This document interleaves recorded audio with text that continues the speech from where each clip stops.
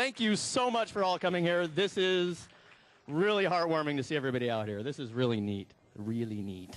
So yes, as you know, this year is an election year for Ventura City Council. We have 10 candidates vying for 3 seats.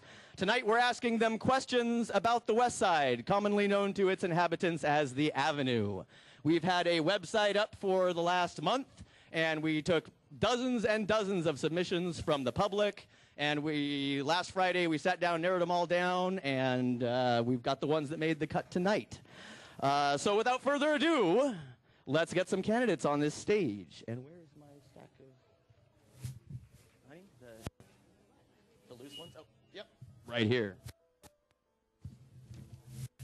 Our first candidate is Ken Cousins. Ken Cousins, would you please come up?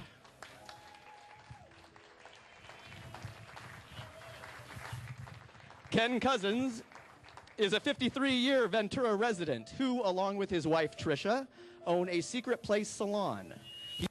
He served as a deputy sheriff for Ventura County for 32 years.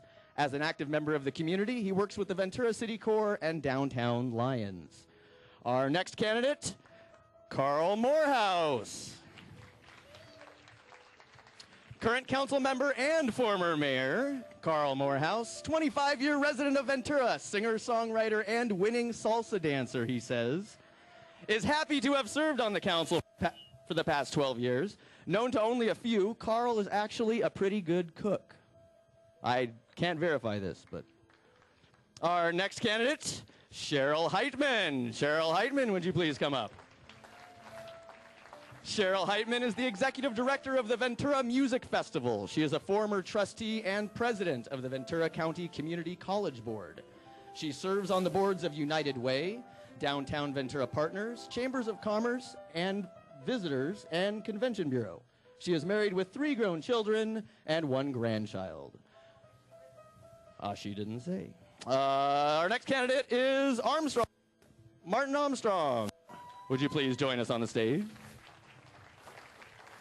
Martin Armstrong is the family guy whose primary goal is to promote a sustainable community based around a strong educational system, economic growth, and accessible open space. This is Martin Armstrong, a landscape architect who is a 5-year member of our Park and Rec Commission, and he represents an unbiased voice for change. They all wrote these themselves, by the way. I hope you can tell. I didn't know anything about the salsa dancing at all. Our next candidate is Brian Lee Rencher. Brian Lee Rencher, would you join us on the stage? For over 20 years, Brian Lee Rencher has been and still is the common citizen's advocate and watchdog at City Hall. He knows a great deal about the city's operations, budgets, capital programs, infrastructure, policies, laws, and processes. He believes you should vote for a professional such as himself. Our next candidate is Carla Bonney. Carla Bonney, would you please come to the stage? Carla Bonney is a 26-year resident of Ventura and is a small business owner. She is married and has 9 children. She lives near the Westside and frequents area businesses. Additionally, she is almost fluent in Spanish. Her campaign promise is to represent the voice of the people. And next up, we have Ed Alamillo. Ed, join us on the stage. Ed Alamillo is a lifelong city resident. He has a bachelor's of science degree in health science and was a past quarantine officer for the agriculture department.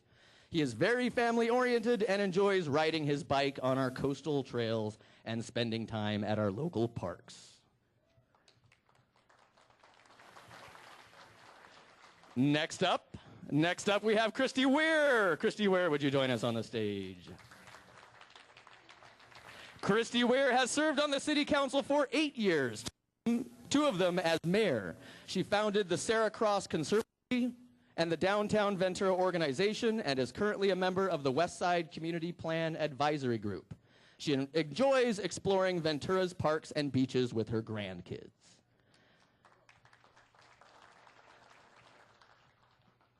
Our next candidate is Danny Carrillo. Danny Carrillo, would you join us?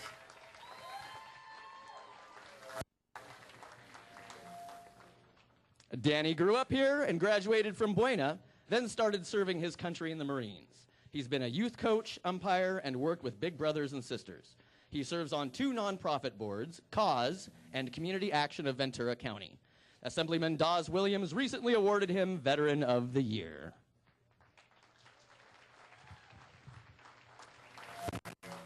And last but not least, Bill Knox. Would you join us on the stage? Bill has lived in Ventura for 21 years. He is a member of the Ventura County Taxpayers Association and wants to get Ventura working again.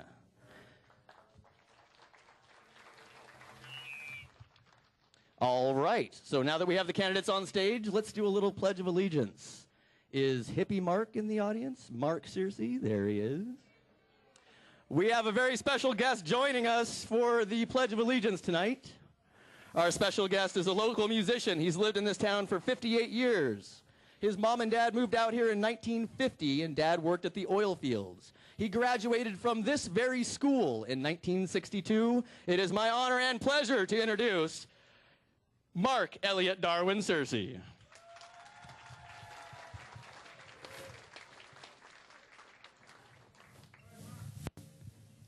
Pledge allegiance to the flag of the United States of America and to the republic stands one nation, indivisible, with liberty and justice for all. Thank you very much, Mark. And thank you. Let's have a big round of applause for Mark.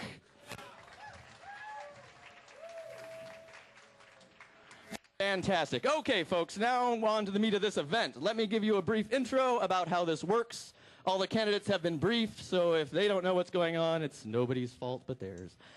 Here's the instructions. Tonight we've got 3 rounds. We're going to be asking questions on a variety of avenue topics. If you can see the screen up here, you don't need to because they really need to, but you'll notice that each candidate has a personal stopwatch. When they're talking, that timer will click down. We call it a time bank because we thought it would be clever. They don't just get 3 minutes. They're going to have more time added to the clock as the rounds come through, so they have more time than just 3 minutes. This is to help pace them. Don't spend it all in one place. After the first 2 rounds, at the end of each of the first 2 rounds, you, ladies and gentlemen, will tell the candidates what you think of their answers. You should have received, as you entered the hall tonight, 3 ballots, 2 white ballots and 1, pink, I guess? 1 pink ballot. At the end of our rounds, we're going to have a vote. The first 2 rounds, we'll be using your white ballot, and on the last round, we will do the People's Choice election, where you will actually vote for 3 candidates tonight, and we will announce the results when we're done. So hold on to those for your People's Choice vote at the end. And before we start, I would like to take a moment to say thank you to all of these candidates. Hold on for that. Contrary to popular belief, city council job is not all limousines, mink coats, caviar, Lear jets, beautiful models. Never mind. It's not all that. No. It's also countless nights spent at City Hall, endless hours spent poring over your bureaucratic drudgery and documents that don't make any sense at all. You know, you walk down the street and random strangers approach you and tell you what a rotten job you're doing. You know, small children see you and scream in horror and bury their faces in their mother's skirts and scream, "Mommy, Mommy, I just saw a city council candidate." You guys still here? Good. All right, so for some appreciation for all the hard work and all the sacrifice that they're showing, could I get a round of applause now for everyone before we start?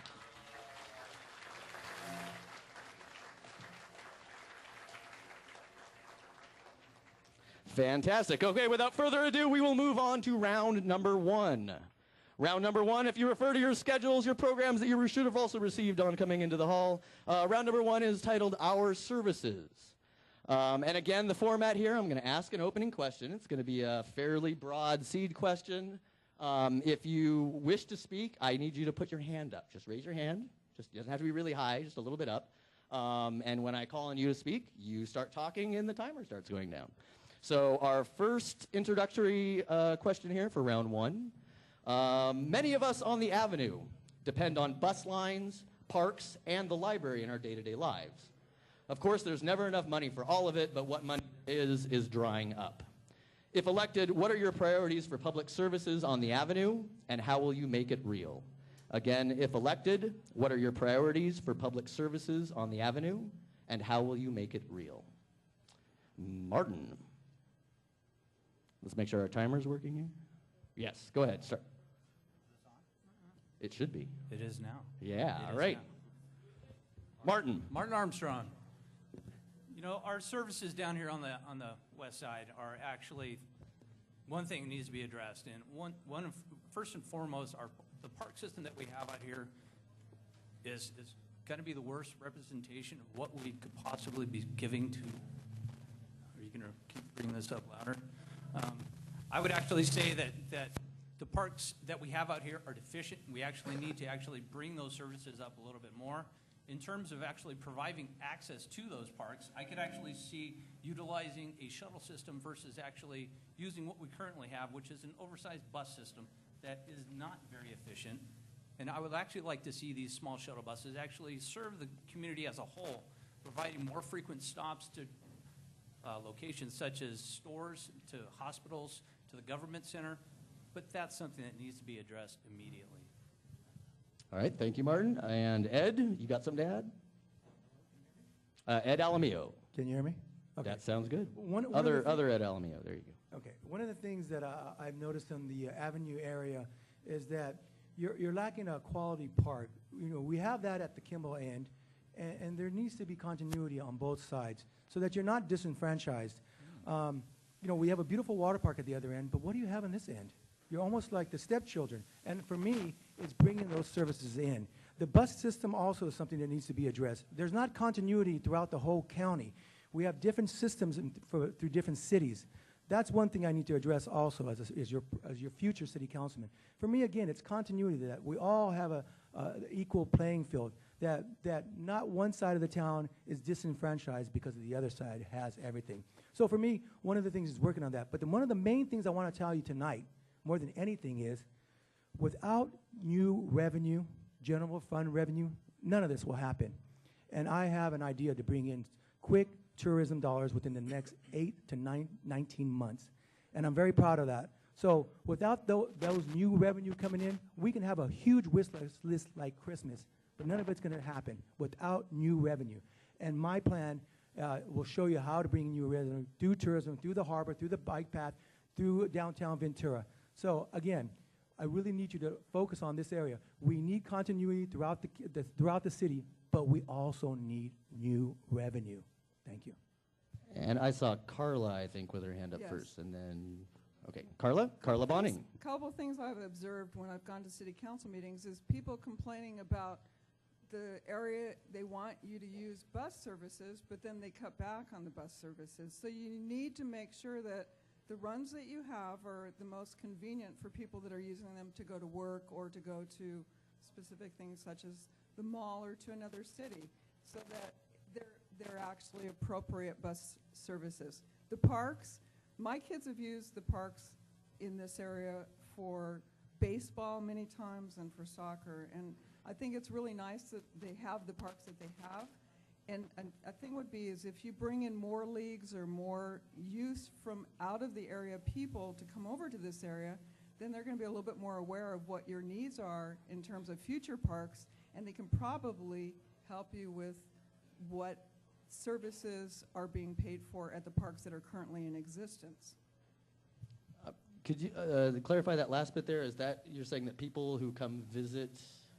Let's just say that you live over, well, we live downtown Ventura, and my kids have played baseball over on this side quite frequently due to leagues that have been given to them at school level. If it gets better, more advertising, and there's more people that are aware of what's being offered over here, they may come here instead of going over to parks on the east side because it's more convenient for certain people. It's more convenient for my family to come over here than to go over to the east side to utilize a park. Just as fun, and if there's more money being spent here for leagues, then there's more money that can be used to improve the services. Okay, thank you very much. Who else had a hand? I think Danny had a hand? Yeah. And then Bill, okay. Okay. Danny Carrillo. Well, I think it's already been mentioned, but the bottom line is we need more resources. We need revenue. Granted, you know, this Westside needs better crosswalks, better street lights, better parks, better services. But how are we going to pay for that? As my goal, when I get elected to the council, is to listen to you and to work with you, and not just you on the Westside, but throughout the whole city of Ventura. There needs to be better transparency. There needs to be public input to setting budget priorities. With the limited resources that we have, what are we going to do? What's important to you? Okay, I also plan to work with other elected officials, including state legislators, for them to keep their hands away from our city dollars. And I have a track record of being able to do that in my past working as negotiator and other elected officials. We need to work with those in Sacramento to leave our dollars alone and make things better here. As far as the transportation and better bus services, I think we all agree we need that also. Ventura County, as you may or may not know, is one of the few counties that doesn't have a transportation tax. Now, I know people don't like more taxes, but in this case, if every other county has them and they're providing better services, then that's what we need to do. But my goal is to listen to you and to work in collaboration on how we can get these things done. Thank you. All right, and Bill, you had something to add? And then I've got actually a follow-up, unless anybody, okay, you guys both want in, and you want in. Okay, I do have follow-up questions on this round, so let's go to Bill. Sure. Bill Knox. The answer really is that you know, the west side of Ventura has been neglected, where the rest of the city has been, you know, given some of the amenities. You were promised a pool out here, you didn't get it. There was a pool here at E.P. Foster School, and it was allowed to fall into shambles, and you can't use it anymore. So I'm glad to see you all out here today. I hope you continue to stay involved and keep pressure on the City Council to get the level of services that you deserve as the oldest and, you know, most historic part of the city of Ventura. As far as the park goes, you know, when Kinko's had the office building over here on Stanley, there was no fence around it. And there was a nice, big, open park space for the community to use there. And as soon as the school district takes it over, they fence it off and kick you out of it. So let's work with the school district to reopen that area so we can have that nice public park back open for everyone to use and utilize. The transportation system is a problem here in the city of Ventura. I've ridden the bus several times, and I can tell you that it takes entirely too long to get halfway through town, much less all the way across town. I'd like to see a program created where we have more direct stops in the city of Ventura, high traffic areas instead of, you know, multiple stops in each one. Let's have some express bus lanes here to give us to and from our shopping corridors and to our jobs more efficiently. All right, thank you, Bill. And let's shoot to Carl here. And then Cheryl, and then Ken. Okay, well, I'll finish up. Okay. Steve, could you go, the original question had to do with transit, did it not? There seems to be another element that's worked its way. Could you go back to the original question? Certainly. The original question was actually a little bit more open than that. The candidates have chosen to talk about bus lines. The original question is, many of us on the Avenue depend on bus lines, Yes. parks, and the library in our day-to-day lives. Right. Of course, there's never enough money for it all. What money there is drying up. If elected, what are your priorities for public services, and how will you make them real? Okay, thank you very much. Because let me start. We'll start with the libraries, because you do have the one over here that's in the De Anza building, and we continue to keep that alive as long as community development monies are available. And we've been fighting to keep those alive at the federal level, and believe me, that's something that the current Congress keeps trying to shut down. Let's be real quick about transit. One of the things that's going to be kind of frustrating for me is we're losing Mayor Bill Fulton off. He has currently had the seat on both the Ventura County Transportation Commission and the Gold Coast Transit. If you've been watching Gold Coast, what's been going on with their workers, they've been asking for better pay and better benefits. This all has to be a trade-off in terms of funding. It's routes or paying the people who drive them. VCTC is the form of the conduit for money that comes in. It's already been mentioned that we're an urbanized county, and we don't even have a half-cent sales tax. We're the only urbanized county in the state that doesn't have that. The voters have continued to vote that down. The irony of this is people are driving less. When they drive less, when you pay at the pump, some of your money is going, actually in terms of taxes, back into the federal pool that eventually makes its way back here. With people driving less, there's a diminishment of money that inevitably gets carved out for transit. We're going to need somebody who's going to have a seat on VCTC and Gold Coast to continue to fight for the routes. We've got Route 6 and 16 out here that are continuing under threat from the Gold Coast cutbacks. So I'm happy to say that I've sat on VCTC in the past, and if I'm brought back up there, I can continue to fight for our portion, area share of the monies. The last thing is regard to the parks, and very clearly, Some of the ideas that we'd planned when we'd started down your general plan path 11 years ago, 15 years ago actually, the idea of some of the parks that were going to happen with the developers have not materialized. Happy to continue to pursue the idea of parks, but remember, building them is the capital part. Operation and maintenance are the second part, and we need to find a funding source above and beyond the local revenue stream. Perhaps we can pursue grants, but those are all still very important. I've been here with you guys for 15 years, and it's as important today as it was 15 years ago. Thank you. Thank you, Carl. And I think Cheryl Heitman, did you have something to add? I do. Is your mic good? Yes. I did. Yeah, thanks. Well, I think there's no question that parks are really a priority in the West Side. The park, the first time I visited West Park, and I saw that it had one picnic table and one barbecue, and that was it. And really, we need to, you deserve more, the West Side deserves more. I have a daughter who lives over here with her family, and it's really, really important that we do something about parks. And it should be a variety of parks, because there's a lot of different uses. We need to have some play equipment in a park. We need a tot park. We need probably more fields. And there just is a variety. I think we also can collaborate with the school district to open up some of the school parks. Sheridan Way, there's no reason we can't have everybody be able to use that when the school is not in session. And the city can help with that. The city can indemnify some of the insurance on that. I think in terms of the bus service, it would be great to have the mini buses, the smaller buses that can run along Olive and some of the smaller streets to do some of the shorter routes. Their second bus route was just added, or back, it was added again, I guess it was here, now it's put back, which will help. But certainly we need to look at bike paths. We need to look at more available walking areas. There should be sidewalks everywhere so people can get around and walk. It doesn't have to just be about bus transportation. And library services, the collection here is not what it should be. It's a very tiny library, as you all know, and we need to improve the collection. And when we, whatever the recommendation is from the Library Task Force, I think whatever it is, it has to include a library here, but it also has to include better collections so that we get books that, and books and e-readers and things that people really need and can use, computers, etc. It's outdated, and we need to do better with it. And finally, I would say, in terms of services, one of the things that we could do as a city council is to move one of our meetings here. We could be right here or somewhere on the West Side so that people would have access to coming to the meeting. It's difficult for people sometimes to get downtown to come to the meeting. It seems overwhelming. It's parking, etc., transportation. But if it was in your neighborhood, there's no reason that we can't bring council meetings on a somewhat regular basis out into the community. We did that at the College District, and it was very, very effective. And it gives people a chance to really give us input, tell us what they need in their area. Thank you, Cheryl. And we have Ken, Brian, and Christy still haven't. Let's go this way so I don't lose anybody. You're going to be last, Ken. I'm sorry. Let me do this way so I don't leave anybody out. Christy, go ahead. Christy Ware. Thank you. First of all, thanks for coming tonight. Check your volume on that. Mic on? Got it. Okay. These things take a minute to warm up, and then it gets really loud.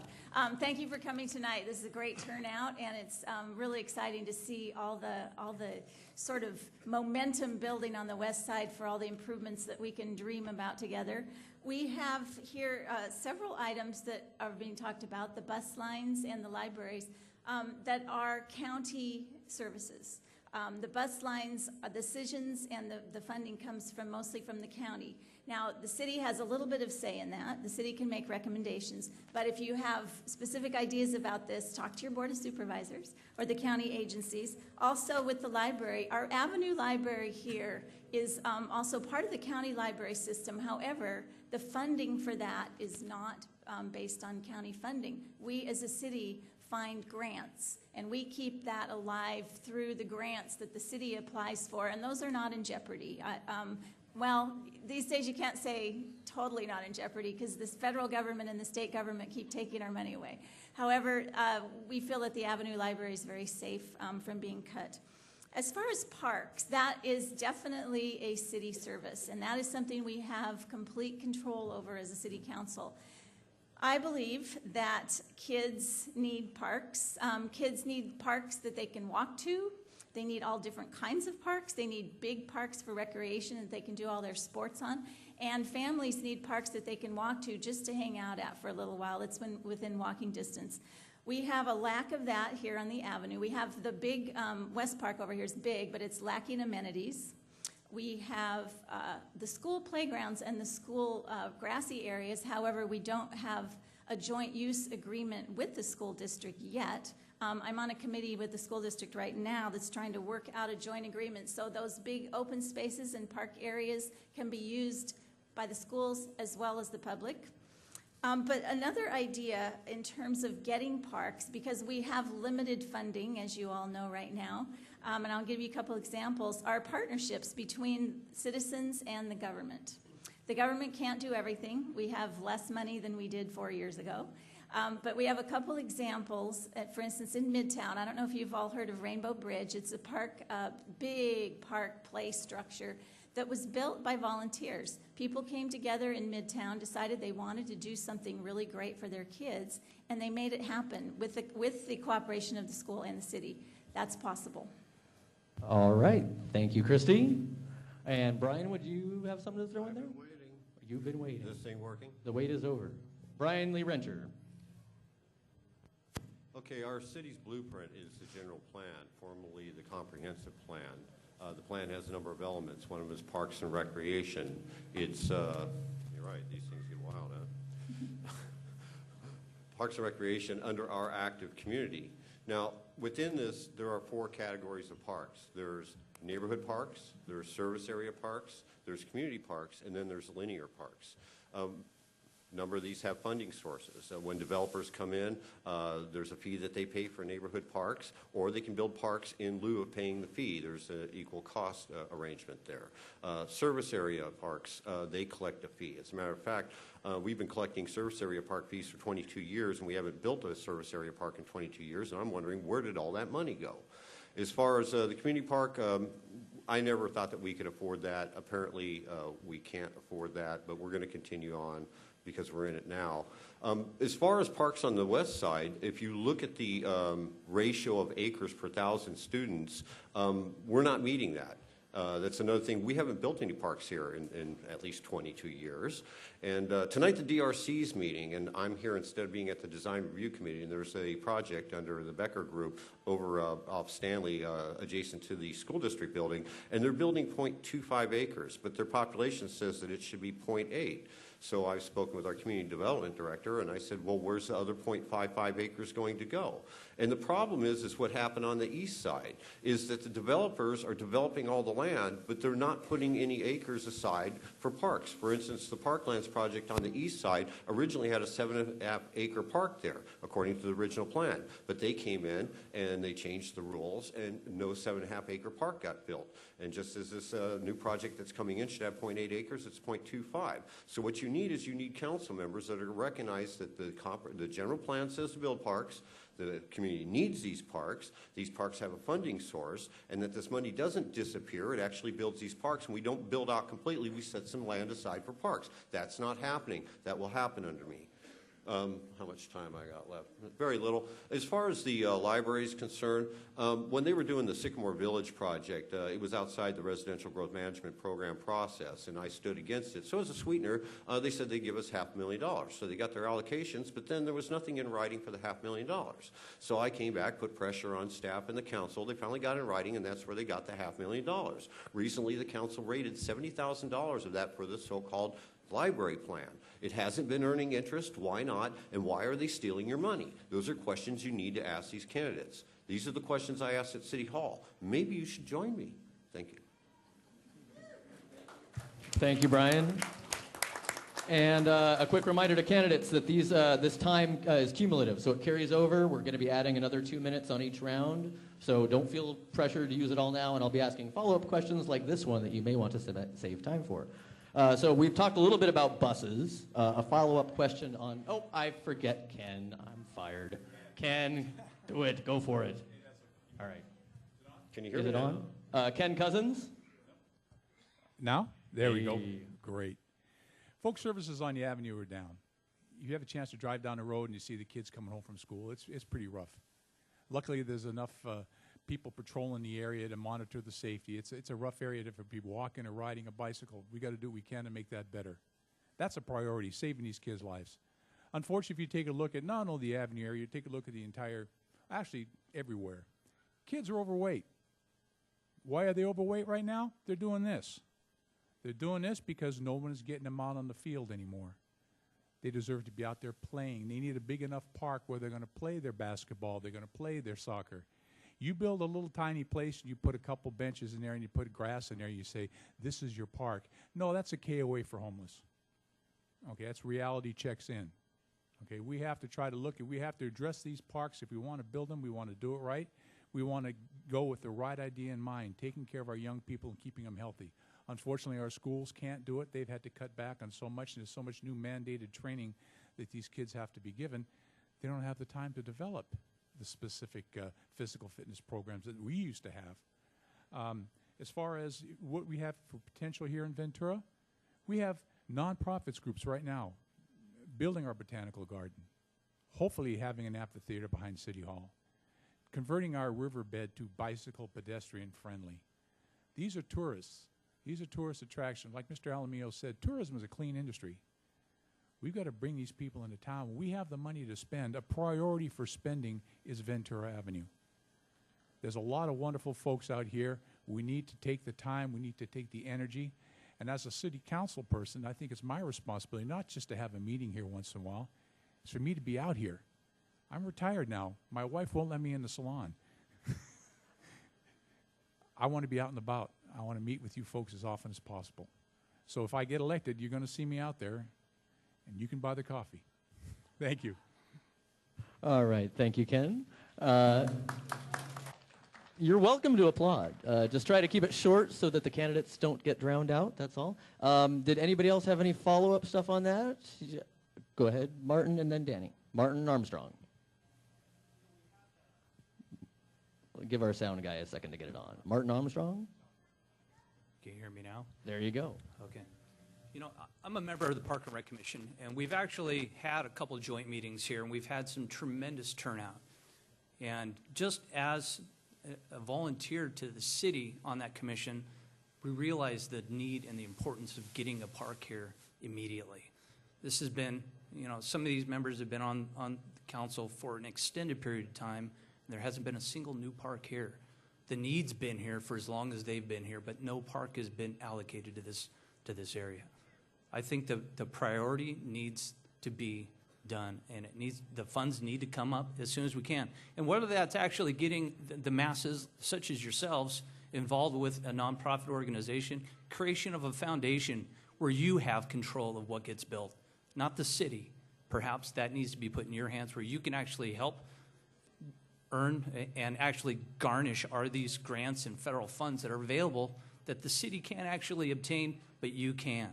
You need to actually continue your involvement, and let's see these parks actually get built. Thank you very much, Martin. And I had Danny, and then back to Brian. Danny? Danny Carrillo. Okay. I just want to clarify something that Carl and Christy said. It's kind of minor, but I would be remiss if I didn't correct them. Yeah, it's true that Gold Coast Transit's in negotiations right now, but it's not about money.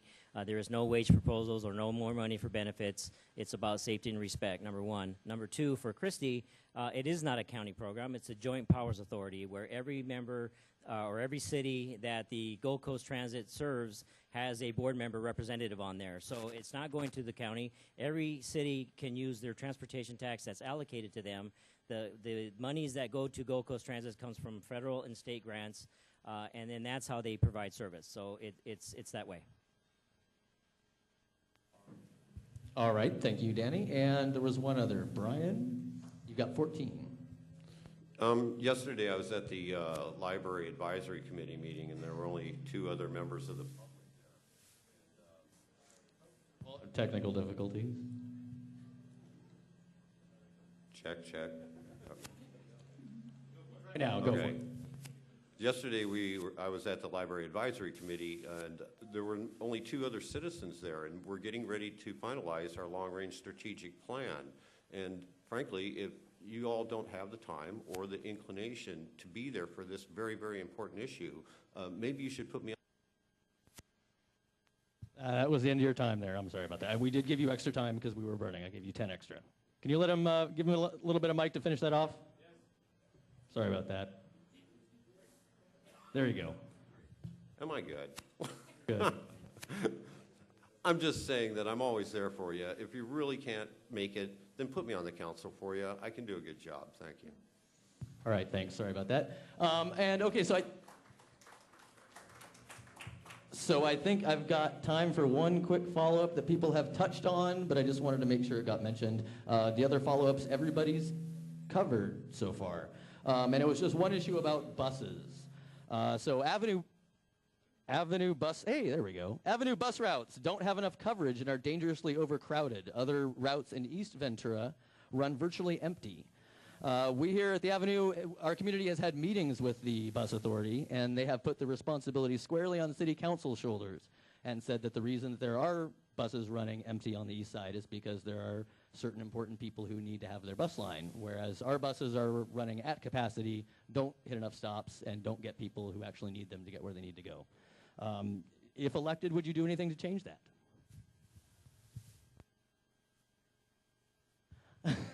Ed first on the gun there. Ed Alamio. Yes, there you go. Hello. I'll jump in. Yeah, once again, this comes back to finances. It comes back to continuity also. You know, you have the other side of town getting services and you guys lacking services. Like Danny mentioned, you know, the present city council needs to help you guys out. And as a future city councilman, I will be there to help you out, to get the continuity that you need on this side. And that's what it really comes down to. You know, unfortunately, it seems like you guys are disenfranchised. And look at the crowd you have here. This is the biggest crowd I've ever seen so far in any of these forums. And you should be praised for that. And congratulations for showing up.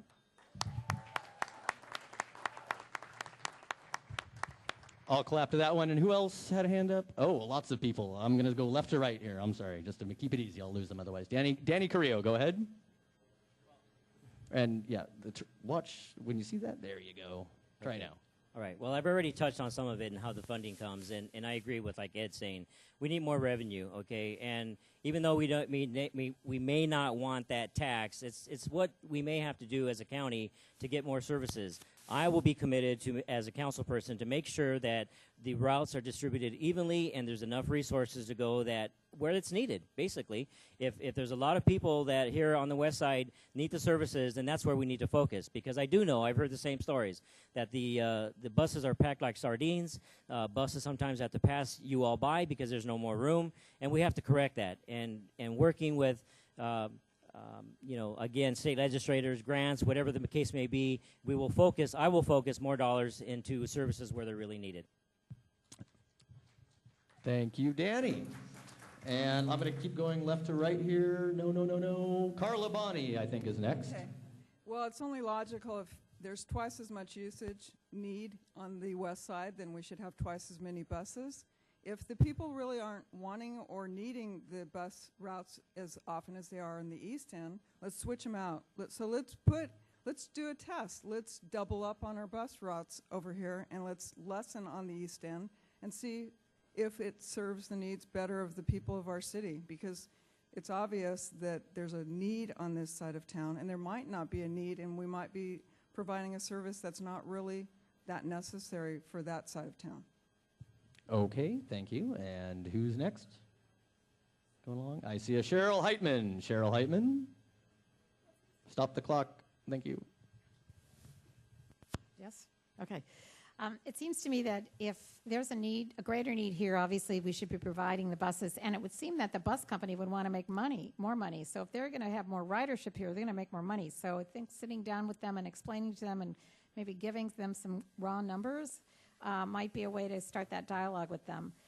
Clearly we want the people here to be able to get where they need to go. And adding those little buses for the shorter routes probably is, again, another good idea. I wanted to say something quickly about the park funding, though. I know people say building the parks is one thing, but maintaining them is another, which is true. But there was a park bond that we all voted on and passed a few years ago at the state level, which this city never took advantage of, didn't apply for any money from it. So those are the kind of things that if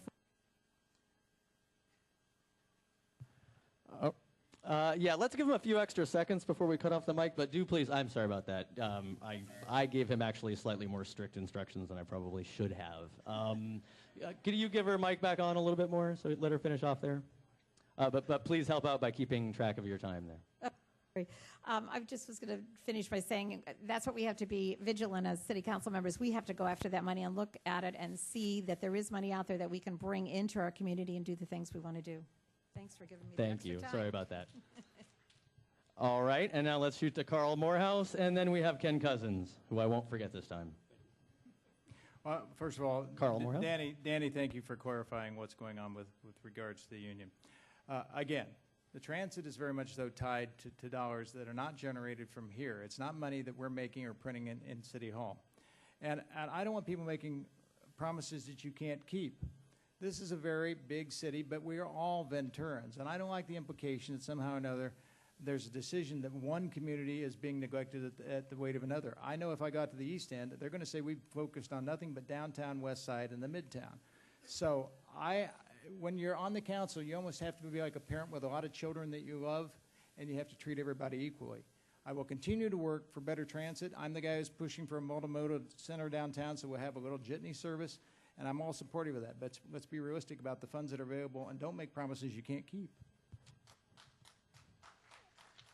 Thank you very much, Carl. And Ken, if you want to wrap it up for this round. Sounds good. Oh, and then we want to go back to Bill, actually. He snuck in, and he's got time. You know, the concept of a smaller bus is a good idea, but I brought that up in Thousand Oaks when I was administrative captain quite a few years ago. They're more expensive, and number two, they're really hard to load handicapped.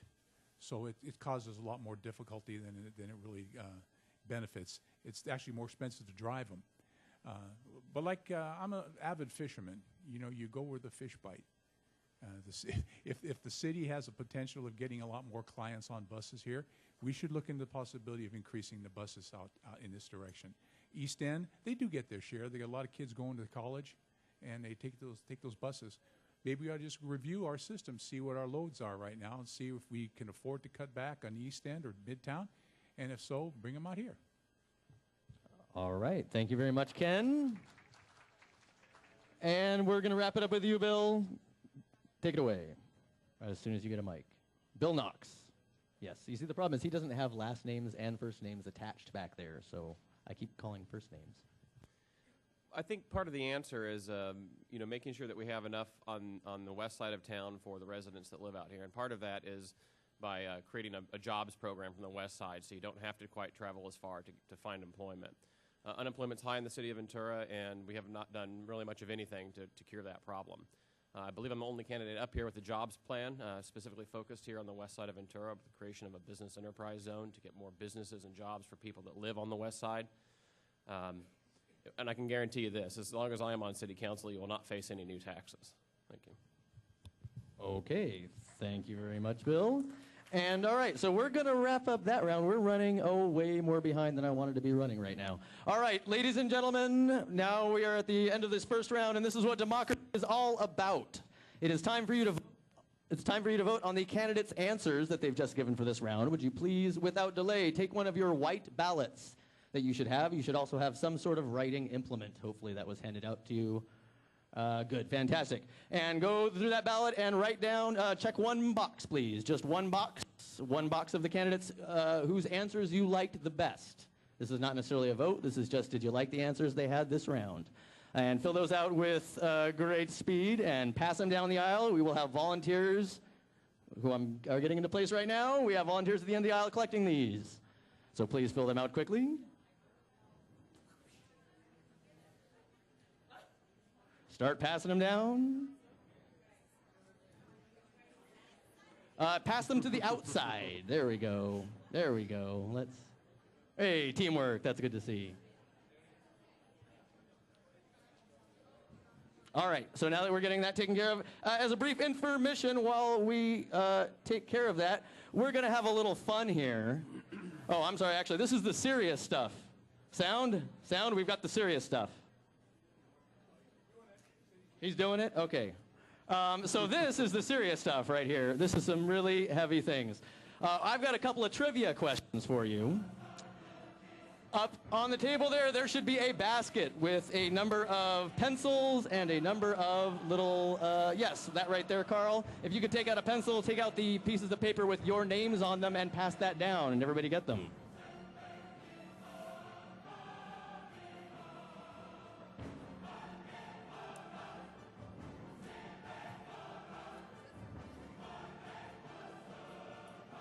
Pass them down there. Is there a...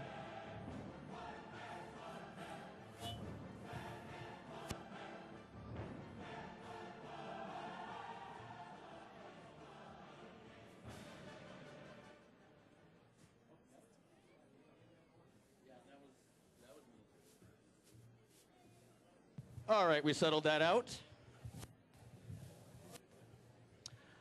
Has everybody got a trivia sheet? No, they're still moving, huh? I should have helped out there. I'll ask the first question while you're all waiting for your answer sheet. Simply write down the answer on the sheet, and I will come up and collect them when I'm done asking. So the first question. At peak production, the Ventura oil field cranked out over 90,000 barrels a day. Give or take 5 years, when was it first drilled? Again, at peak production, the Ventura oil fields out here cranked out over 90,000 barrels a day. Give or take 5 years, when was it first drilled?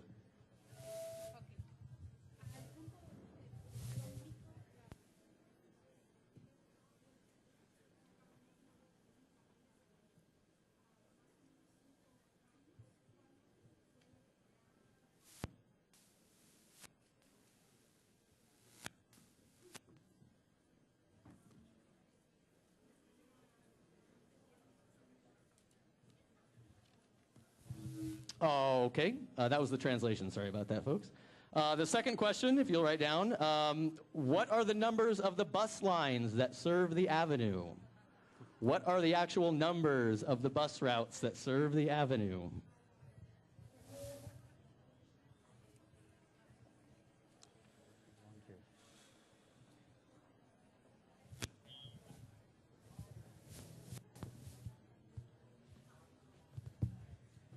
And how are we doing on the answers? Are we all good? Need more time?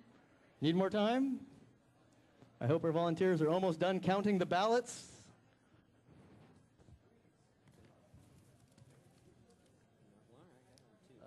Either, that's fine.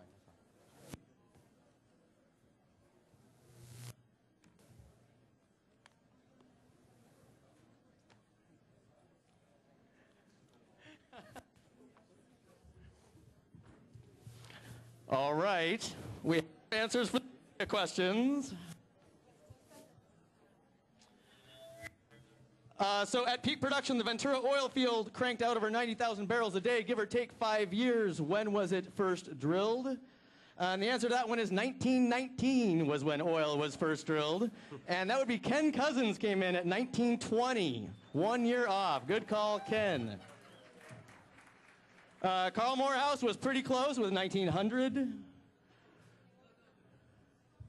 And I don't know if anybody else got that. A very close answer. No, everybody else got really close here. Cheryl Heitmans at 1895. Martin Armstrong with 1922. Brian Lee Rencher, 1911. Carla Bonney, 1917. Good call, everybody. I'm impressed. I would not got that. Alamillo, 1918. Christy Ware, 1920. Bill Knox said 1900. It's in 1908, actually. Oh, sorry, it looked like a zero. 1908. Oh, it's still not within 5. No. And Carrillo put down 1834. Oh, well, you know, close. Plus or minus 100 years is fine, too. Okay, and for the 2 bus lines. Oh, yeah, that's a hard. Did anybody know those? How many people here actually knew that? Wow, okay, at least 2. That's better than none. Okay, so the second question we asked, and do we have our ballots ready yet? The second question we asked was about the bus lines. What are the 2 numbers of the bus lines? And the answers I got here were, wow, yes, that's right.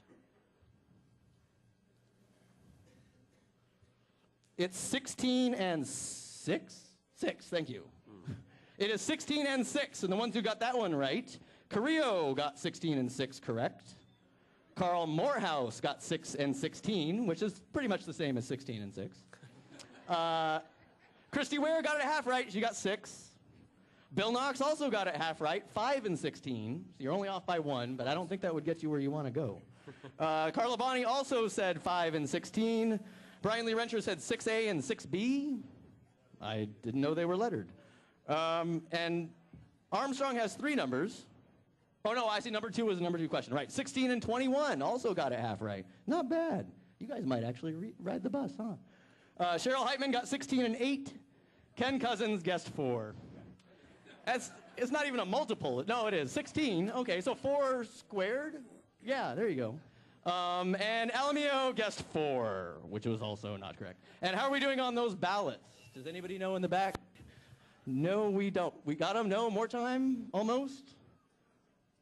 What does that mean? Almost. Okay. Then you know what? Do we need 1 more minute, 2 more minutes, 5 more minutes? 2 more minutes. Okay.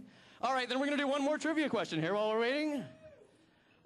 The city of Ventura was originally built on the site of a village called Shishalop. Shishalop? I think that's how it's pronounced. What was the name of the tribe or people who lived there? I did know this one. It's not Ben and Jerry. No. Thanks, Dad.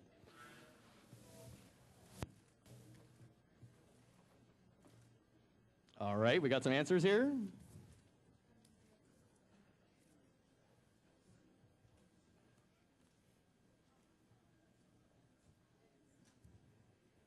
And look, I think we all got this one right. Don't yell out the answers, Brian. You ruin it for everyone else. And yes, of course, I hope anybody who made it through elementary school probably knows it's the Chumash. The Chumash were the indigenous people, and every single person got that one right. That's true. So you all at least graduated elementary school. That's a good sign. That gives me hope. Chumash. I'm sorry, not Chumash. I was corrected here. Thank you very much. And do we now have some results yet? Where'd he go? Just a second, ladies and gentlemen. Sorry, we're working this out.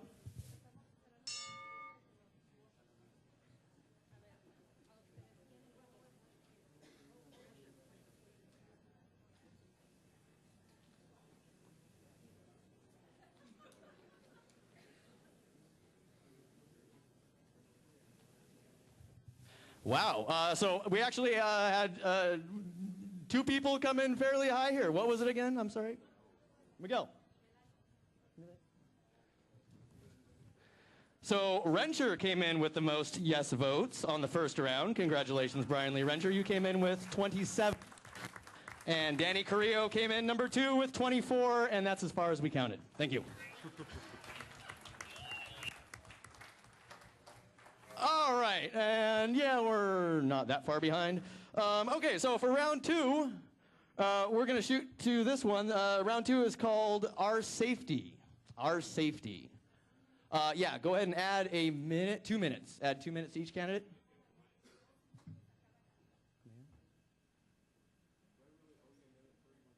No, that's... I blame the guy who wrote the webpage. Okay, sure. Okay, so public safety. Public safety is a nice vague term that comes up around election time. Who could be against public safety? I want you all to be unsafe. Vote for me. That doesn't get you very far at all. So obviously, candidates, you think it's important. We want to know what it means to you.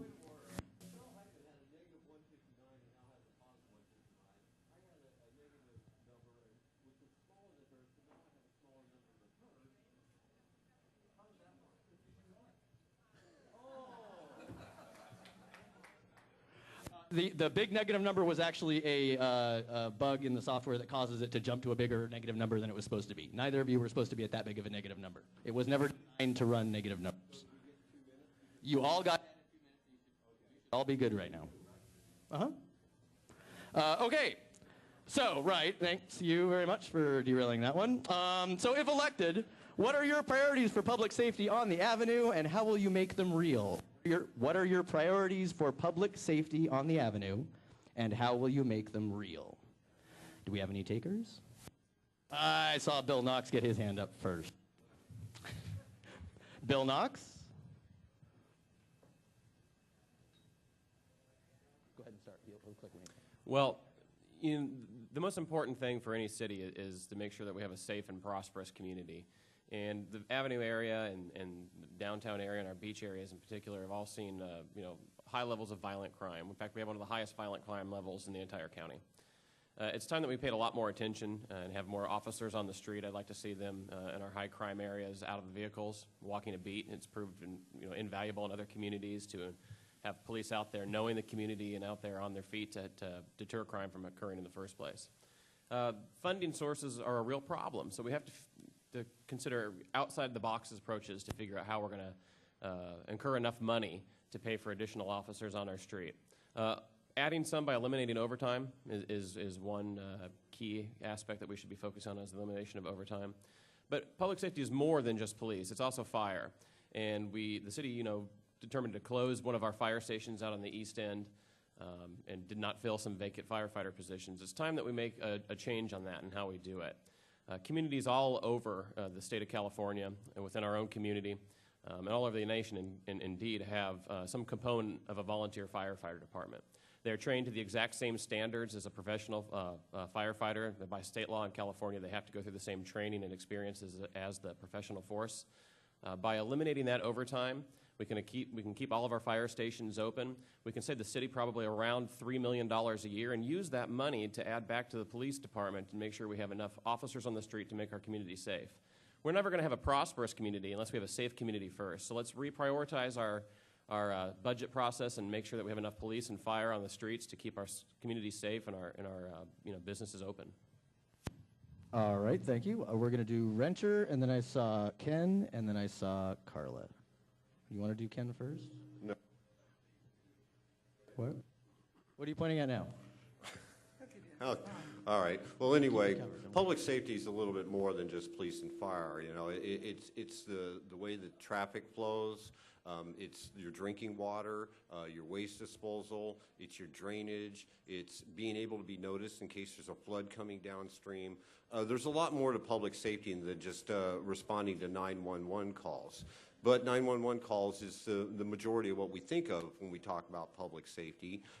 Cutting our fire department that's already been overtaxed. We have less firefighters today than we had when Jim Monahan first came on the council, yet our population has grown substantially, and their calls for service are increasing. At what point do we hit a breaking point where our lives are in danger?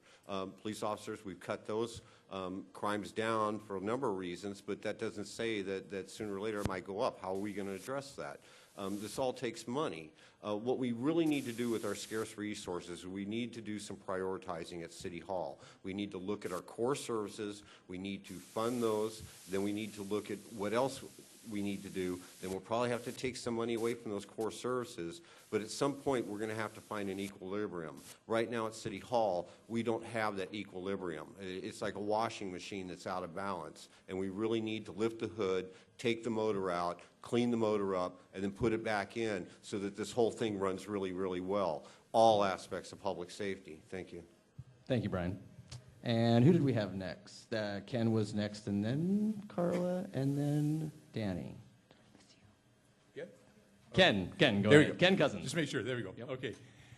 Folks, public safety does deal with more than just police and fire. It also deals with public works. It deals with clean, safe sidewalks. Like Mr. Rencher was saying, we're dealing with traffic. Traffic is a 3E method for dealing with traffic problems. It's education, engineering, and enforcement.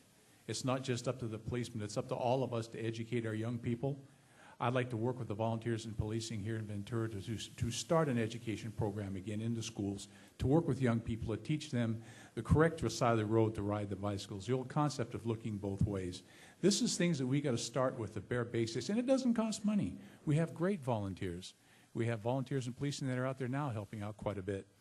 We have no gang enforcement right now. We have new parolees coming out on the street here pretty soon. These are going to add to the homeless vagrancy problem that we have. Eventually, I'd like to see a selective enforcement detail, a team of specialized officers that could go and respond to certain areas and handle specific problems, whether it be traffic, whether it be gang, whether it be vagrancy. I had that team in Thousand Oaks. I oversaw that team of 8 deputies. And we went out and we directly handled these kind of problems. This is something we need in Ventura. I'd like to have the money to be able to do it. And this is something I hope to work with Ventura police officers as well as fire to come up with a system that can address these problems in such a way that we won't go broke. Thank you, Ken. All right. And who else did we have? I'm going to start calling candidates by how much time they have left, because I don't think we're going to get through all our time. And so I'm looking at Alamillo has the most time left. Did you want to know? No, no. Armstrong? No. Where? Let's go to Christy. Oh, no, Bonnie. I'm sorry. Bonnie has more.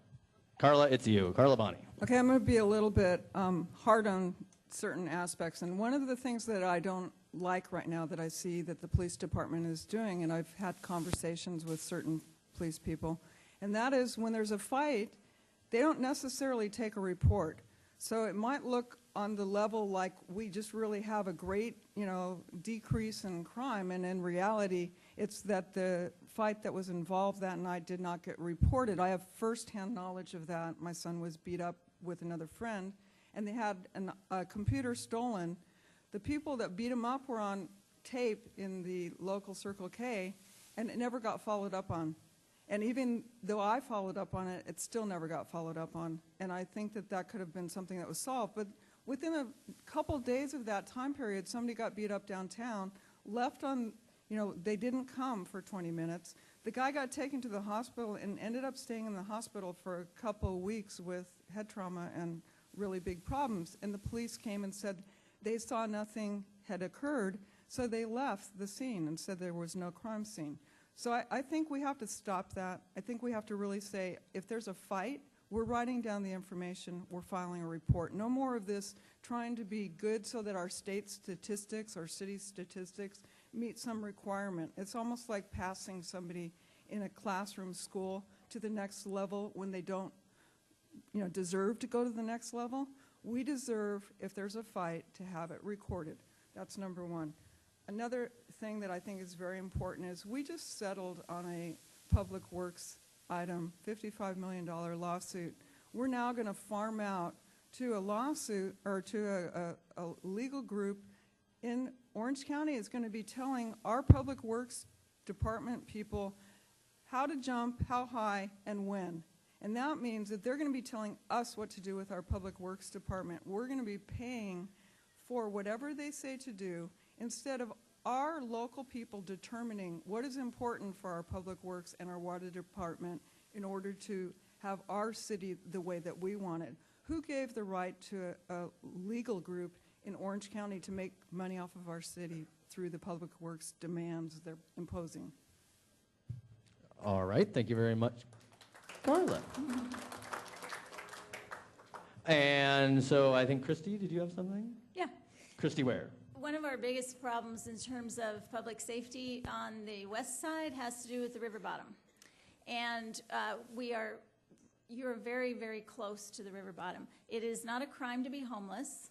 It's not a crime to be traveling through the city as a vagrant. However, we do have a lot of crime-related issues that are associated with vagrancy. And those are drug issues, theft issues. You see them in this area a lot. What we need to do is make sure that our public safety personnel is working harder on vagrancy issues. We've been a little, I think, lax in that area. We need public help on that. Giving money to panhandlers is sort of exacerbating the problem. What we can do is give money to Project Understanding, Salvation Army. These they're going to help people. Do not give money to panhandlers. We can also use some community help in terms of our police storefront. I know it's not called a storefront anymore. Sharon Troll is here tonight, and Sharon has done an absolutely in our police resource center now on the west side, and we really thank her for that. Our volunteers are amazing. Volunteers in policing is another way. My husband was one of the first VIPs, and if your community can find some people who would like to volunteer and be trained as VIPs and come back into this community with that official police training, it will really help. Also, neighborhood watch programs help, and there's I know there are several out here, but get your neighborhood together, get a neighborhood watch program. The police will really help you, and this makes a huge difference with crime.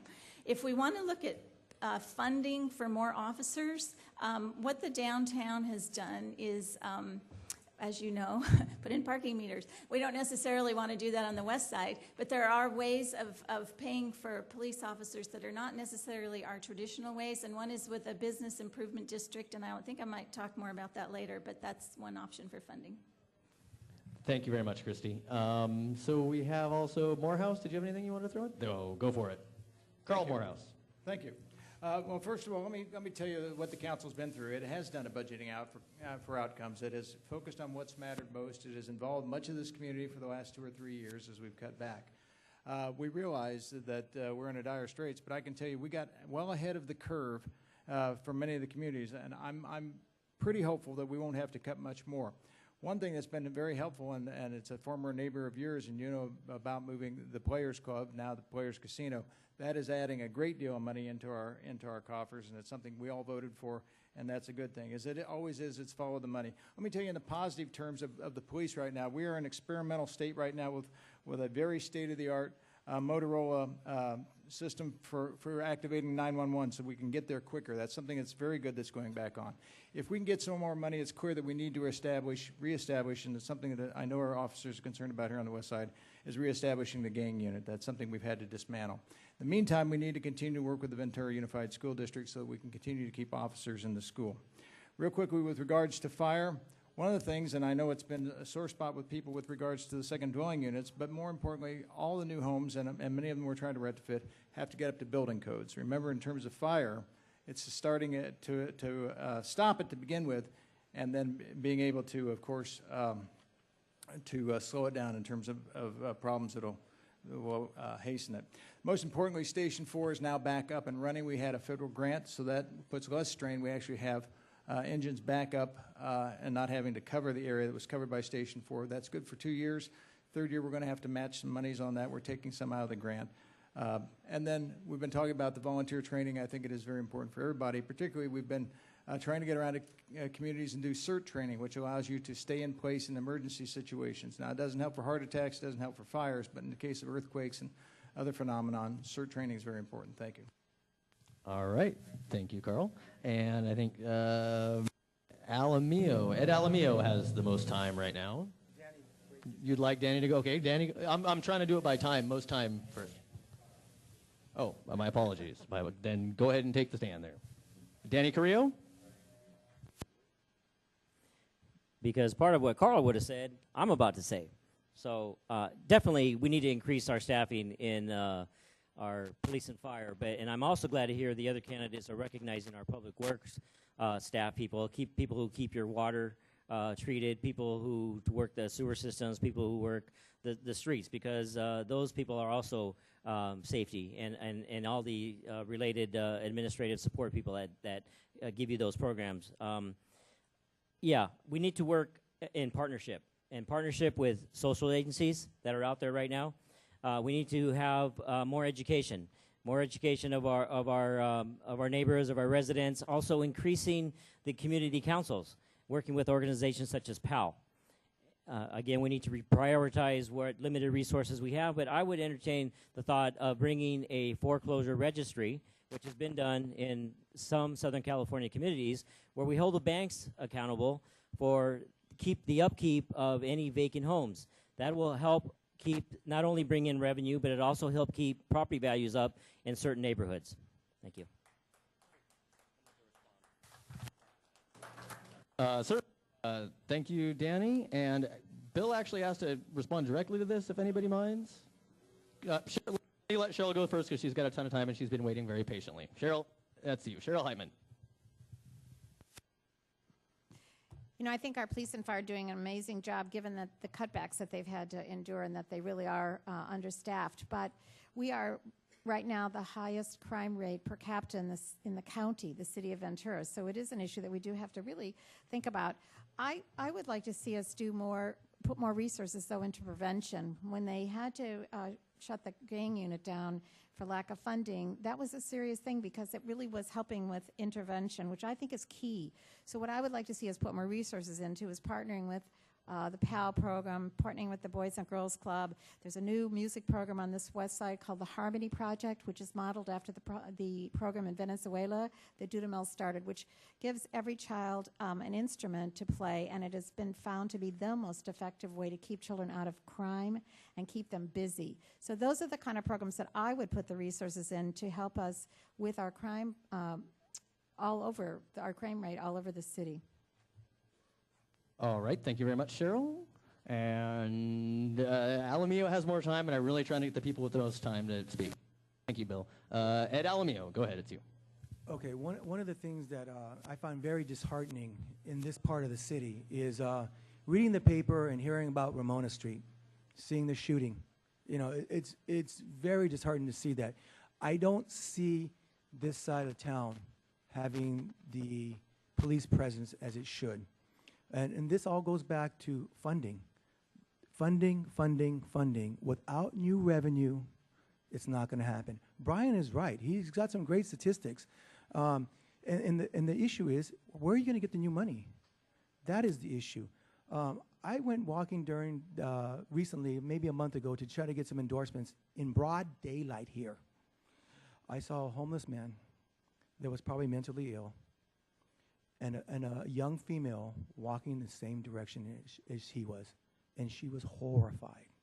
He was talking to himself, yelling and screaming, and this shouldn't happen on this side. I don't see it on the other side, so I do see you guys as disenfranchised, and one of the things that, you know, like I said, that bothers me is we need to bring in new funding. We can talk about new getting funding for the fire department and the police department, but that's all talk. Without new funding, it's not going to happen. And this side of the area really needs it. I mean, I would be very concerned for anybody young adult to walk these streets at night right now. What I saw in the morning at broad daylight scared me even. So for me, it's going to be working to get this funding in. I have an idea to bring in quick money within, like I said, 8 to 19 months to make sure that our proper staffing is here for police and fire, because you people really, really need it. Thank you. All right, thank you very much, Ed. And Bill, you wanted to go at it? Go for it. Bill Knox. As I said in the first round, you know, public safety should be our first priority. And when the city council, you know, doesn't prioritize for public safety correctly, we all suffer as a community. It's time that we really need to, you know, allocate our budget correctly to cover public safety first. It's important that we do have these police officers on the street. Part of the revenue situation can be answered by the creation of new jobs in the city of Ventura. And as I said, I have a plan to get Ventura working again in new jobs in the city, particularly here on the west end of town where there's a high unemployment rate. You know, thinking outside of the box to solve some of these problems is really what we have to do. Just relying on new taxes and fees or you know, wishful thinking on revenue streams is not going to help us. What we have to do is work with what we have, and that first step is prioritizing public safety to make sure that we live in a safe and prosperous community. All right, thank you very much, Bill. Does anybody else have anything they need to say? Yes, all right, Martin, you've got tons of time left. Martin Armstrong. Is it on? There we go. Plain and simple. I think the pure solution to this is that we just need action. The issue of not having funds and resources and whatnot is not an excuse to provide your safety services. We've got hillsides that are collapsing. We've got a oil company out here that's destroying our underground water system. We have public safety issues up and down the street, but we're coming up with excuses why we can't provide you a safe environment. Over on the east end, they actually closed station number 4. What was the result of that? We had delayed response times. What was the solution? Somebody actually came up with the idea of actually looking into grants. This is free money. It doesn't cost us anything. But somebody actually took the initiative to step forward, find a grant, open that station back up. But we cannot be up here or looking at city council and questioning why they aren't doing what they're doing. They need to be looking for answers and solutions that aren't going to cost us anything, similar to what was done for Station 4. We can't be sitting and waiting. We need to be proactive instead of reactive. Thank you.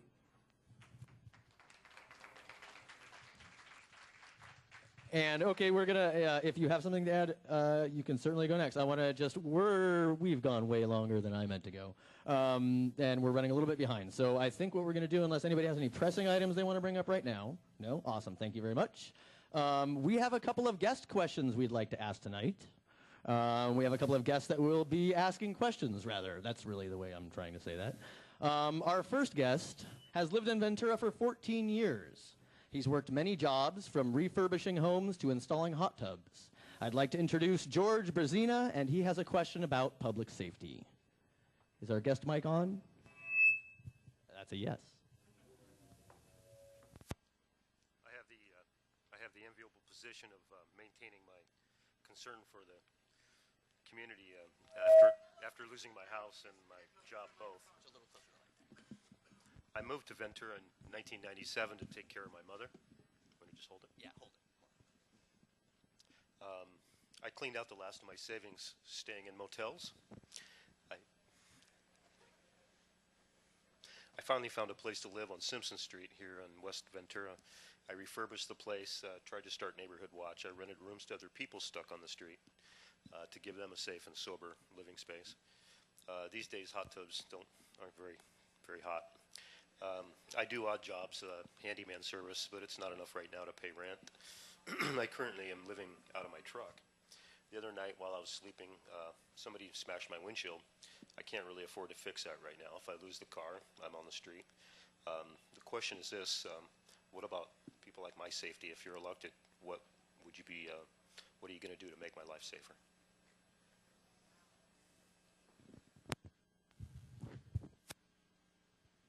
That's not what he just did.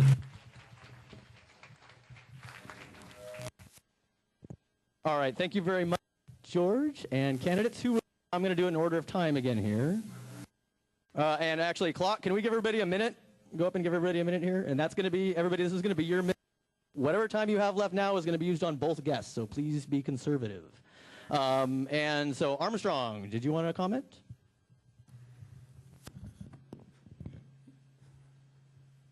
Okay, we're good to go. You know, the issue of increased homelessness is definitely going to become a big problem here in Ventura, and we actually just finished a forum on this, and the issue is that people are losing their homes left and right. Job situation isn't all that good. And nationwide, people are looking for places to live, places to stay where it's safe for their families, safe for their loved ones. In an instance like George here, you know, there are places such as Salvation Army that have additional funds. They're there to help. But our community has a lot of outside resources that we can actually provide to people like George and actually provide them a living environment that's safe. And I think for everybody involved in the community, safety is a primary concern for everybody. We don't need additional people out on the street. We know that George is probably an excellent worker at what he does. We should be able to actually relocate him, maybe re-educate him, and give him additional resources where he could find work and employment and get him that extra lift up and actually get him going in the right direction. Thank you. Thank you very much, Martin.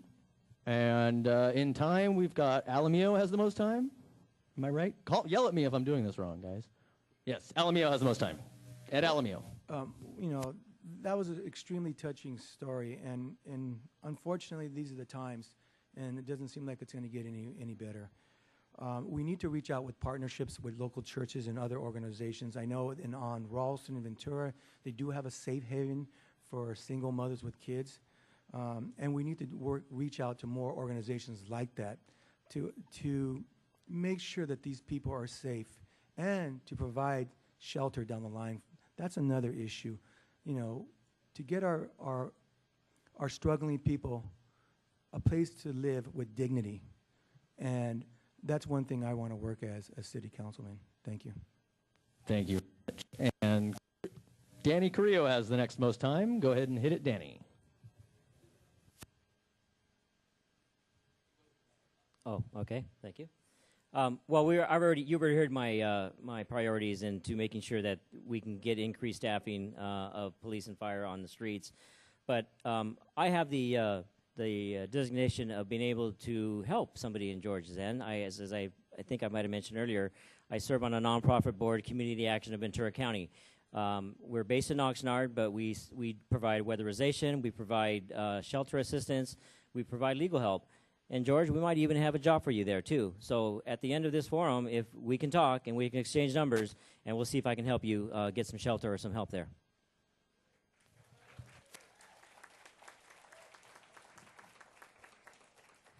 And thank you, Danny. And I guess we have Cheryl Heitman has the most time. Do you want to take a stab at this one? Of course. All right. Have at it. Okay. Well, thank you, George, for sharing that story. It takes a lot of courage to get up and do that, and I think we all appreciate that.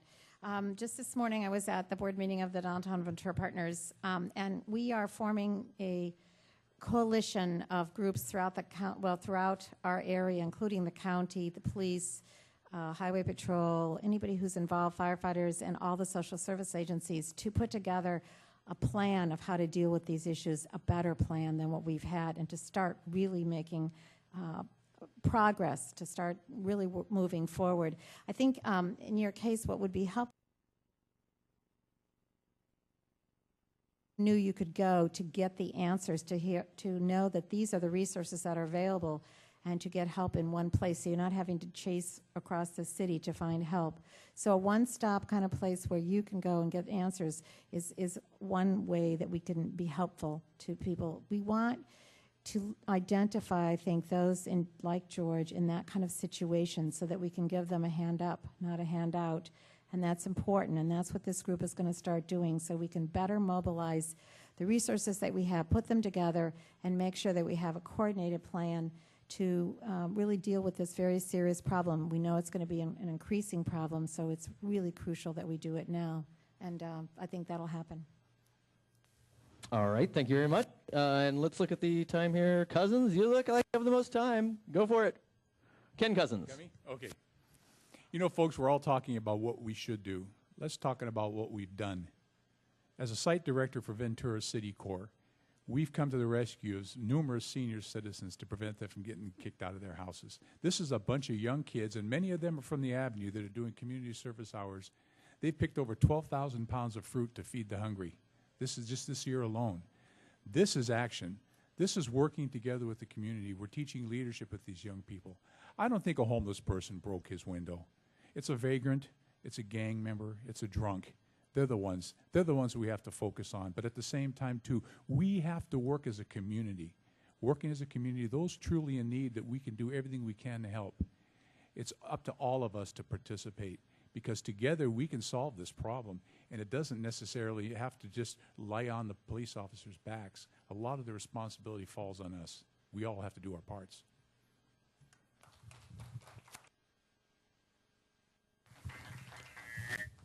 All right, thank you very much. And we have, it looks like a Bill Knox. Bill Knox, you're up.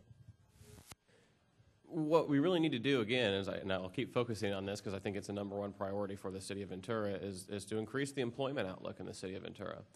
If we can find, added employment for people in the city of Ventura, added jobs, that'll go a long way in preventing homelessness and helping those that are able-bodied and on the street get off the street. What we need to do is expand, say, like the tech incubator, so it can go for more than just tech companies, startup tech companies, but local companies of all kinds. Then we can start business financing programs for them, add a corporate education kind of campaign to the tech center, where you can get lessons on how to write a business plan, how to access financing, how to form a corporation, file your taxes. We need to raise the exemption level for the gross receipts tax in the city of Ventura, so we're not punishing entrepreneurs. Currently, it's at $2,400. Let's raise that to the poverty level so we can encourage our entrepreneurs to open businesses and work in the city of Ventura rather than punish them for doing so. And again, let's focus on exploring the state-created business enterprise zone system, which would really add a lot of benefits to the west end of town and Ventura in general, by adding more skilled, high-level jobs, both management level and work level manufacturing jobs. They get tax credit. They get enhanced business depreciation deductions for equipment purchases. All these things have worked out really well in Santa Clarita to make their city a wonderful place to live, and it's time that we sought a designation for Ventura to have the quality of life that we're entitled to. On the money. Nice timing. Did right at 0. That was good. And who do we have next? Anybody else want to throw in on this one? We have a Christy Ware and a Carla Bonnie. Let's do Carla Bonnie. You have slightly more. Up, psych. Oh, yep. We won't count that for you, Christy. Don't worry. All right. Carla Bonnie, go ahead. Well, of course, I really want to help be bringing businesses to our city also, but that's not always in immediate, snap your fingers and they're here, and someone that needs to live in their car for a couple days is taken care of.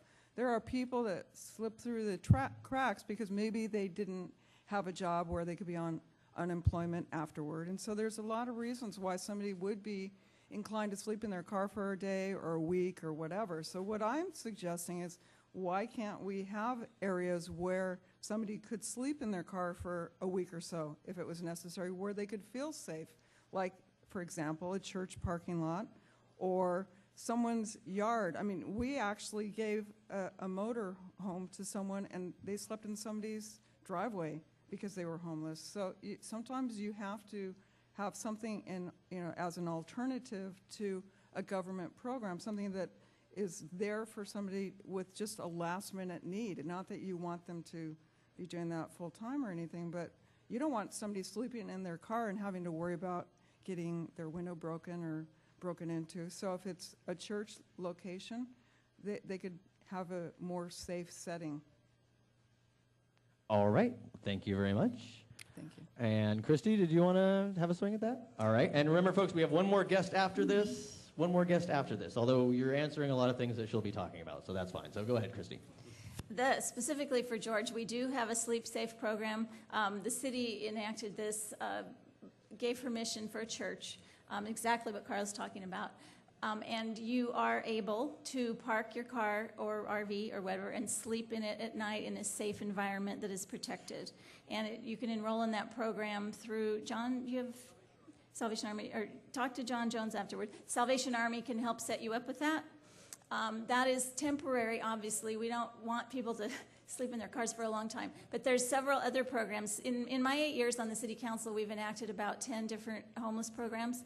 One of them is the El Patio Motel. They have very, very low rent downtown, and they have available spots for people who need housing, and that's a really beautiful place. They've renovated the El Patio Motel, and it's absolutely great. We have the one-stop center at the county, near the county hospital. They have set up a one-stop center for homeless. There's all different kinds of services that are available there, give you references to. Also, the easiest way, if anybody knows somebody that needs any kind of help, call 211. 211 will give you access to any information you want about any kind of services immediately. Thank you, Christy. Yeah, we give you a little extra on. I think we were short on one of the earlier ones. Okay, we have actually, two more guests. So if you want to hit now, go ahead and go now. Anyone? And apologies to everybody, we're running a little bit late, a little bit behind. So let's try and keep it as close as we can here. Do you want to go, Carl? Yes, let's have Carl Morehouse. Carl Morehouse? Yeah, please, Steve, I thank you. And again, George, our hearts do go out to you. You actually beg one of the questions that's been going on in national debate, and that's the question of what is the role of government with regards to protecting people like yourself. I happen to be a strong believer in the social service net. There's others who say that shouldn't be a function of government tax money. But I've been very, very strong about my position in helping us with the 10-year strategy to end homelessness, our support for the Social Services Task Force. I do think there's a place for government, city government to be engaged in this locally. Clearly, we've got to work with the other agencies. We are not the source of everything. As has been mentioned up here, I think Christy was very good about talking about the Safe Sleep program and being able to call 211. I think it's very adamant in this community that we need a comprehensive center. That's why I've been pushing at the beginning for a gateway center, someplace 24/7, 365 days a year. You got a place that you know you can go to at least find shelter and get directed towards the rest of the services you need, a comprehensive place. So again, our hearts go out for you. I think I'd take Danny up in his offer. I think it was a very good offer, Danny. Thank you. Right on the money, Carl. Thank you. And anybody else, or do we want to save our time for the last couple of guests? Nobody's raising their hand, so let's bring out our second guest. We're going to just run through the second last guest, and then we're going to run right to the final ballot, folks. Sorry we're running late on this. I hope everybody's learning something, being part of democracy, everybody having a good time, nobody's asleep. Nobody's asleep, but then, yeah, okay. All right, then we're going to carry on. Thank you for your patience, everyone. Okay, so for our second guest, where'd it go? There it is. So yes, again, the point here is we're trying to put a face on some of the issues we're talking about, and our next guest has been a long-time resident,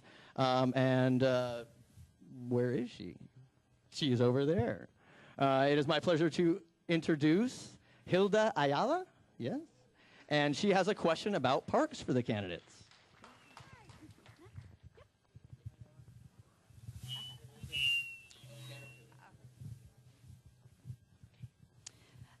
Good evening, buenas noches, señores y señoras.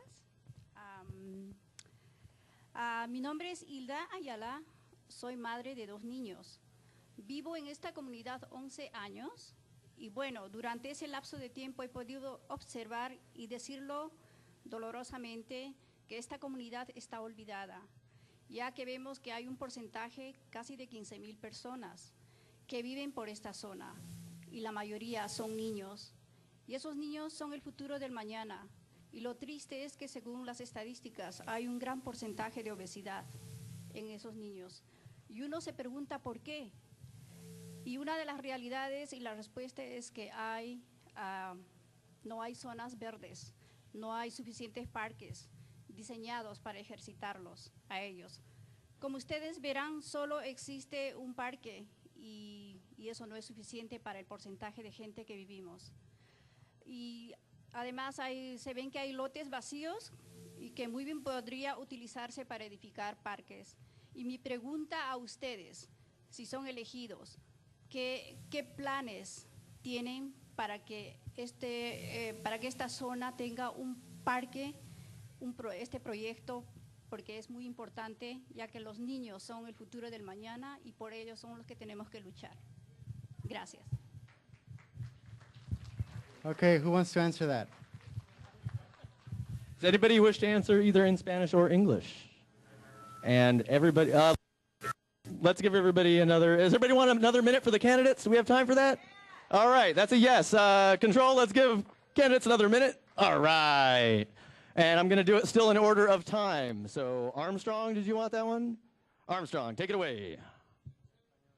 We're going to provide a translation right after the candidates have an initial. For the rest of us who speak a different language, we'll provide a translation of that question after the candidates get a chance to field it. As a member of the Park and Rec Commission, I've been heavily involved with community outreach programs that we have here for the city. And actually, the West Side is actually one of the most needy parts of Ventura, the entire city, that needs a park. It's obvious. It's eminent. We actually have looked at, creating something at Kellogg Park. We've looked at extending Cedar Street. We've looked at, even on the West Side Development Workshop that we've currently just closed, we looked at an area right at the end of Stanley. There's a lot of potential here. We've also studied, looked into the possibility of actually doing partnerships with the school board. But at the same time, it's all going to take time. It's going to take an effort. It's going to take continued pressure from you, the public. But I think the easiest and most quickest way to actually get yourself a park is not coming to the city. It's obviously taking them too long. We need to actually put our efforts and time behind creation of a foundation and put the role of creating a park in your hands. I think that is going to be the quickest, most viable solution, and we can actually generate funds a lot quicker than the city can. There are a lot of professionals within the design profession that are able to provide free services to you. You just need to continue your efforts, but to use the excuse that we don't have the money to create a park is not acceptable. The city should be able to actually give you the proper direction, where to go, how to get things started, what needs to be done, and where it could actually happen. We all know where we would like the park, but what's the feasibility of putting it there? You need to actually continue your efforts. There's a lot of people in this community, especially on the West Side, that are passionate about getting their park in. You need to work together along with the city. Don't allow them to actually say where things are going to go.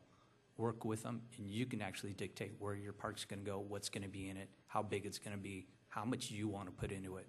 It's your park. Thank you. All right, thank you very much, Martin. And I think, yeah, Danny, I think you're up next with 225. Take it away. Do we want a translation now? Yeah, no? No? Who said no? Yes, okay, we'll end the suspense here. Go ahead, here's the translation. Says, good evening. Her name is Hilda Ayala. She's lived in the avenue for 11 years, and she's heard of the statistics where there's about 15,000 people that live here. Most of them are kids. There's a really high childhood obesity rate, and the biggest question in her mind is, why don't we have enough parks? There's only about 1.5 parks if you count E.P. Foster. If you count Harry Lyons and West Park, because Harry Lyons, they can only use every part of the time. So she says there are also a couple of empty lots, and if elected, what are your plans to create more green space, and what are your strategies? Thank you, Miguel. You got a cheer, okay. Well, we are pressed for time. All right, well, so carry on, and Danny, go ahead and take that one. Check. There you go. Okay. First of all, I'd like to acknowledge your involvement as well as the other community leaders here on the west side, because that's what's going to get it done. And once elected, I'm going to be your advocate, and I want to work with you to make sure that gets done. Obviously, there are a great need for more parks here on the west side. I know there's been a site already been identified for a park, but we have to work that in a balanced way, because I believe it's owned by private property owner, and we have to see how best we can do that, what works for everybody. Absolutely, we need to get our kids out of in front of the video games and out in front of texting and whatever else they're doing, and get them out in the fresh air and get more exercise, along with eating good, healthy meals in the school system. Again, maybe we can have some trade-offs with builders. We need to attract other good green jobs or clean-paying, good wage-paying jobs, and the trade-off would be, we'll let you build here, or we'll give you an exemption of some type. At the same time, we need you to build a park on the west side. Again, we're also looking at RDA, redevelopment agency monies, as long as we have them for the short time. We don't know how long those are going to last, and also any kind of grants. But it's much needed, and that would be my plan. Thank you very much, Danny. And also remember, we have one more guest. And I'll also, don't feel that you need to get through all your time now. I'll give everybody who has any time a chance to use it all at the very end of this. Alamio, you have the next most time? Yes? Do you want to take that? Sure. There you go. These are all great ideas, and I understand that, and we've been talking tonight about the disenfranchised of this side of the town. Yes, you do need a park. On the east side, they do have a big park. They have numerous big parks, and this is what's lacking in this area: a quality park, so your kids can be interactive, and the youth can be entertained in athletic programs, so they don't get involved in gang involvement. We need to reach out with other charitable organizations, other companies around the area to jumpstart this, because it all comes back down to money. Money, people. Without new revenue, it's not going to happen.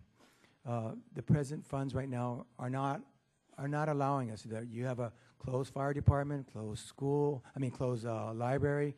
Your streets and sidewalks aren't being maintained. As you know it better than me, your neighborhood streets at night need to be patrolled. This is the issue. I really want to make it clear to you. The issue is money, bringing in new revenue. Without that, all these dreams that we have will not come to fruition. So, once again, I want to say this again, that I do have an idea to jumpstart this lack of general fund money within the next 8 to 19 months. We're bringing in tourism, fresh dollars into our port, into our bike path that runs up to Ojai and Santa Paula, advertising into cycling magazines, having those people come into our restaurants, our hotels, bringing in, shoring up revenue will allow us to do the things that need to be done on this side. Thank you. Thank you, Ed. And Rencher, did I skip you again in time order? No, you're top now, though. Okay, Brian, Lee Rencher. that a shot. Danke. Ich wünsche diese Dame sagen, dass ich habe nicht Ihre Frage verstehen. Es Nein, ist ist eine nein lange Zeit wunderbar. gewesen, Ist dass nein ich habe wunderbar. Spanien studiert. Is nein wunderbar. Obwohl, I do understand the question now, and the situation is this, okay? When I built Dill Neighborhood Park, I went up to the developers through the RGMP, and they knew that I could help people, and they knew that I could stop people, and they wanted my help, and they gave me, instead of building 5 acres of condominiums, they gave me the 5 acres, which we bought with Quimby fees, that the developers gave us to build that park. And then when I did the Montalvo Hill Park, because I'd fought Edison, and I'd stopped them from building their storage facility on the land behind Kmart, I was able to not only get the 1.6 acres, but I was able to get the rest of that Edison property to make a 6-acre park. Okay, when I went up against the council in their parklands project, they didn't want to give us parks. They want to build everything, and they don't want any land for parks. And that's what the Westside plan is doing, too. Unless we stand up to the council and tell them that we want these parks and don't let them just listen to the developers that are funding their campaigns, we are not going to get these parks. I lost on the East End. I was winning, and I started losing. And if you people don't help me out here on the West End to fight for your park, I'll be there fighting for you, but I'm going to lose there, too. I'm supposed to be at DRC tonight fighting for a 0.8-acre park instead of a 0.25, but I'm here telling you that I'm here to fight for you, and I went and I lobbied a few key people to make sure that I got my word in tonight anyway. Thank you.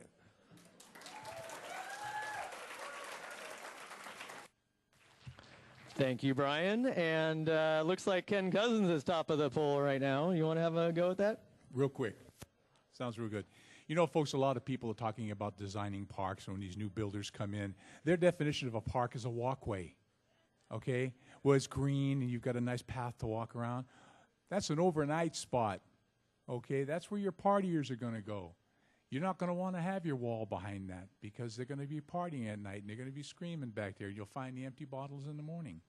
Like I said before, working together. Show this city what kind of park you want. Like this poor lady was saying, and it's horribly true, our kids are way overweight. And I fit in there myself. But at the same time, too, we've got to get them out and get them exercising. They love soccer. They love football. They love baseball. Give them a big enough park where they can enjoy that and enough parking spaces in the park where the parents can take them there and spend the day with them. That's what family's all about. You can make that happen, and as your councilman, I will work with you and make it happen.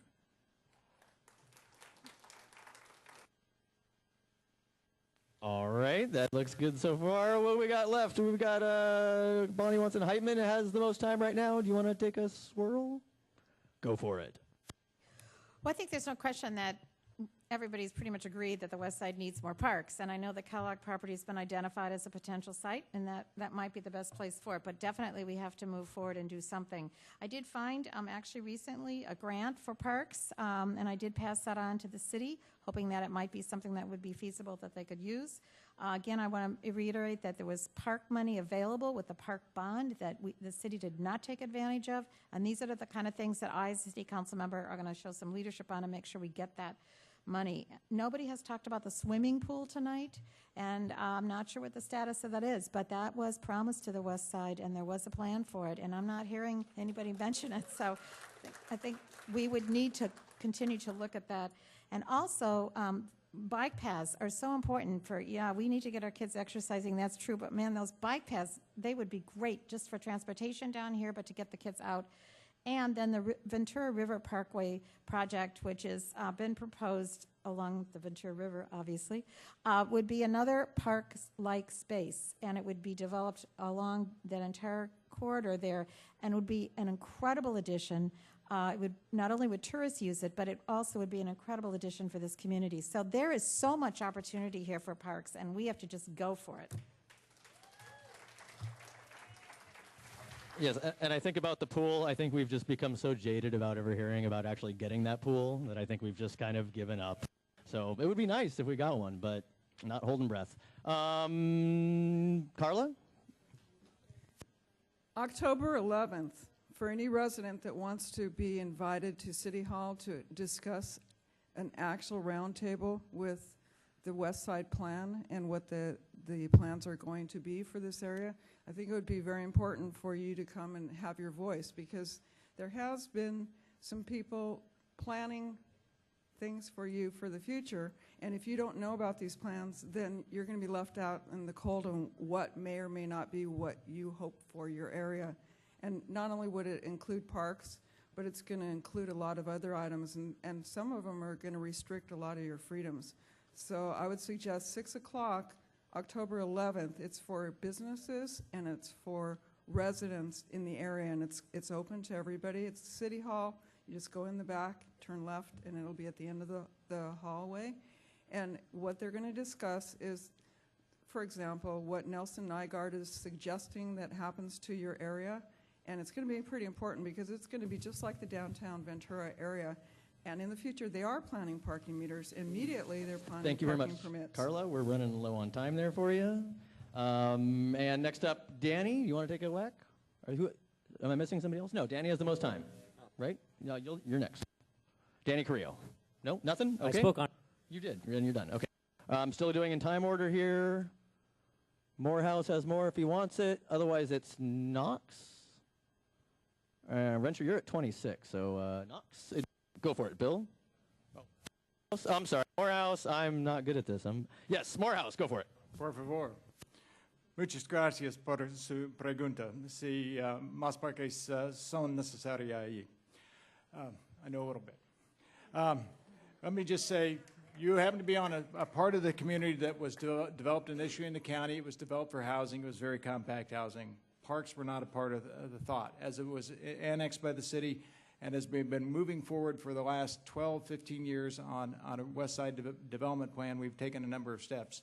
A number of you were engaged in our efforts to redesign West Park, and I wish you'd go back and look at that plan. It's still sitting there, unfortunately, on the shelf, and it's a matter of money. As we continue with the Westside plan, I wish you would stay engaged, because it is critical for land use for you to get involved with that. As already been mentioned, we're trying to, as part of that, make a connection to the Riverwalk. And those connections are going to be very important with the River Parkway to give access for people to get out and bike ride and hike in some of the natural settings. Thank you.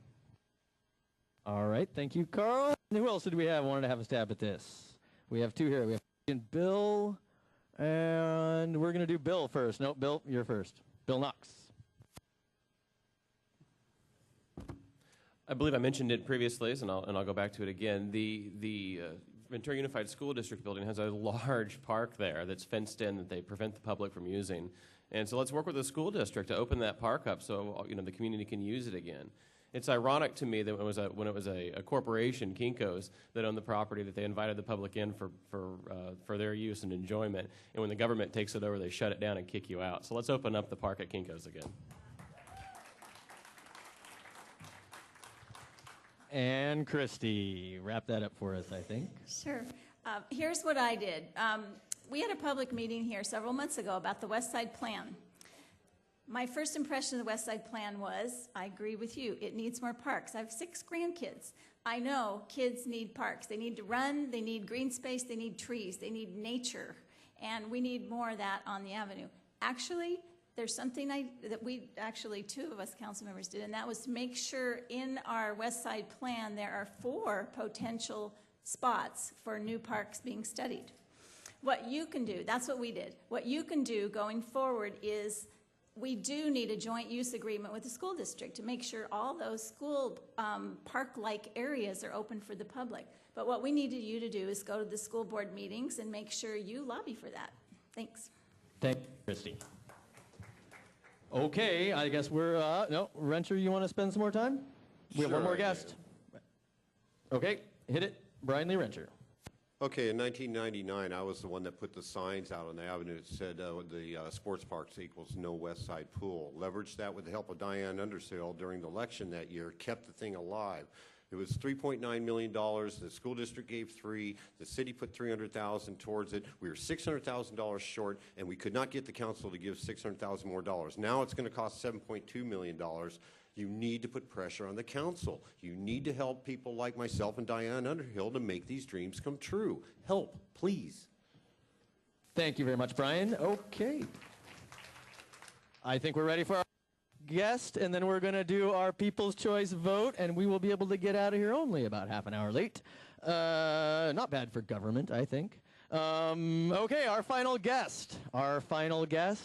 left a career at the Dream Foundation to start a nonprofit business bringing art and music to the Avenue community. It is my pleasure to introduce Lisbeth Fry, the director of Avenue's very own Green Art People. And she has a question for you, ladies and gentlemen, about local businesses. Local businesses. I want to thank all you guys for coming out tonight and sticking in there. Thank you so much. Woo! Thanks, Steve-O. Hi, thank you guys. 2 years ago, we leased an old warehouse behind the car wash by Johnny's Mexican Food. Countless volunteers cleaned the place up. We painted and decorated and did this all with nothing but private donations and sweat. The alley used to be a popular place to smoke crack. People who lived next door would take a 4-block detour to the store. Now it's a courtyard where they send their children out to play. For 2 years, we've been unable to open our doors to the public. We're ready. I could open the doors next week, but the regulations we face are overwhelming. Every time we check off one box, another one comes up. We've talked with city staff. They say they like what we're doing. We're healing urban blight, and we're doing it as a community. We're not a big corporation. We don't have an army of lawyers and lobbyists to decipher all the rules. We're not even trying to get rich. Just make enough to keep the doors open. Give back to the community. If elected, what will you If elected, what will you do to remove barriers facing the people who live here who want to start their own businesses?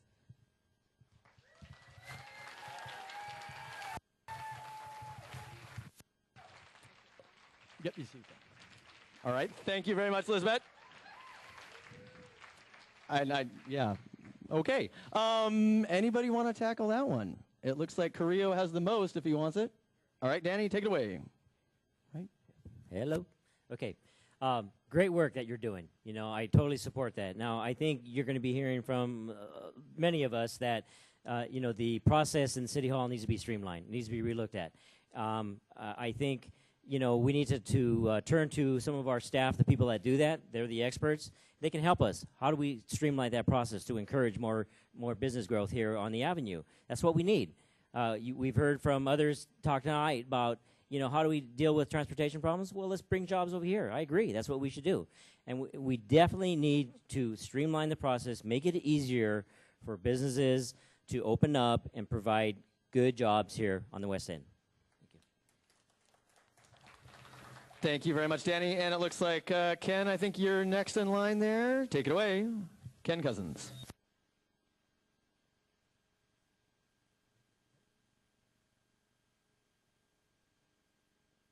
Not the red There button. we go. Now I'll No. give it a shot. Okay.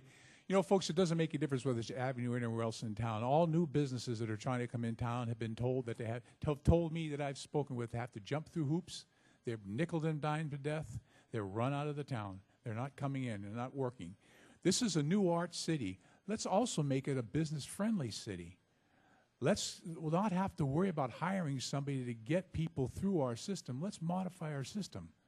Let's look at the plan costs that we have already out there. Let's drop those fees. Let's quit fighting these businesses. Let's start bringing them into town. Tell them we're working as a community, because when we bring these new businesses in, we're going to bring in new jobs.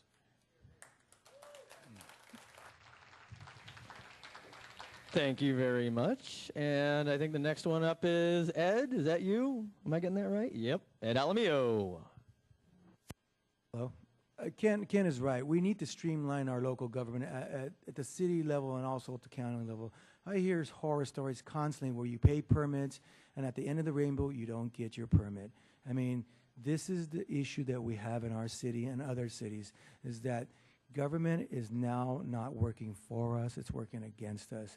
And it's happening here in this present city. We need to streamline this. When you start a process, you should be able to get a permit at the very end, because you're spending thousands of dollars. And that's not right at the very end to say, oh, sorry, you're missing this and this. So, yeah, this is one of my goals, is to streamline it so you do be able to get that permit and start jump-starting our economy.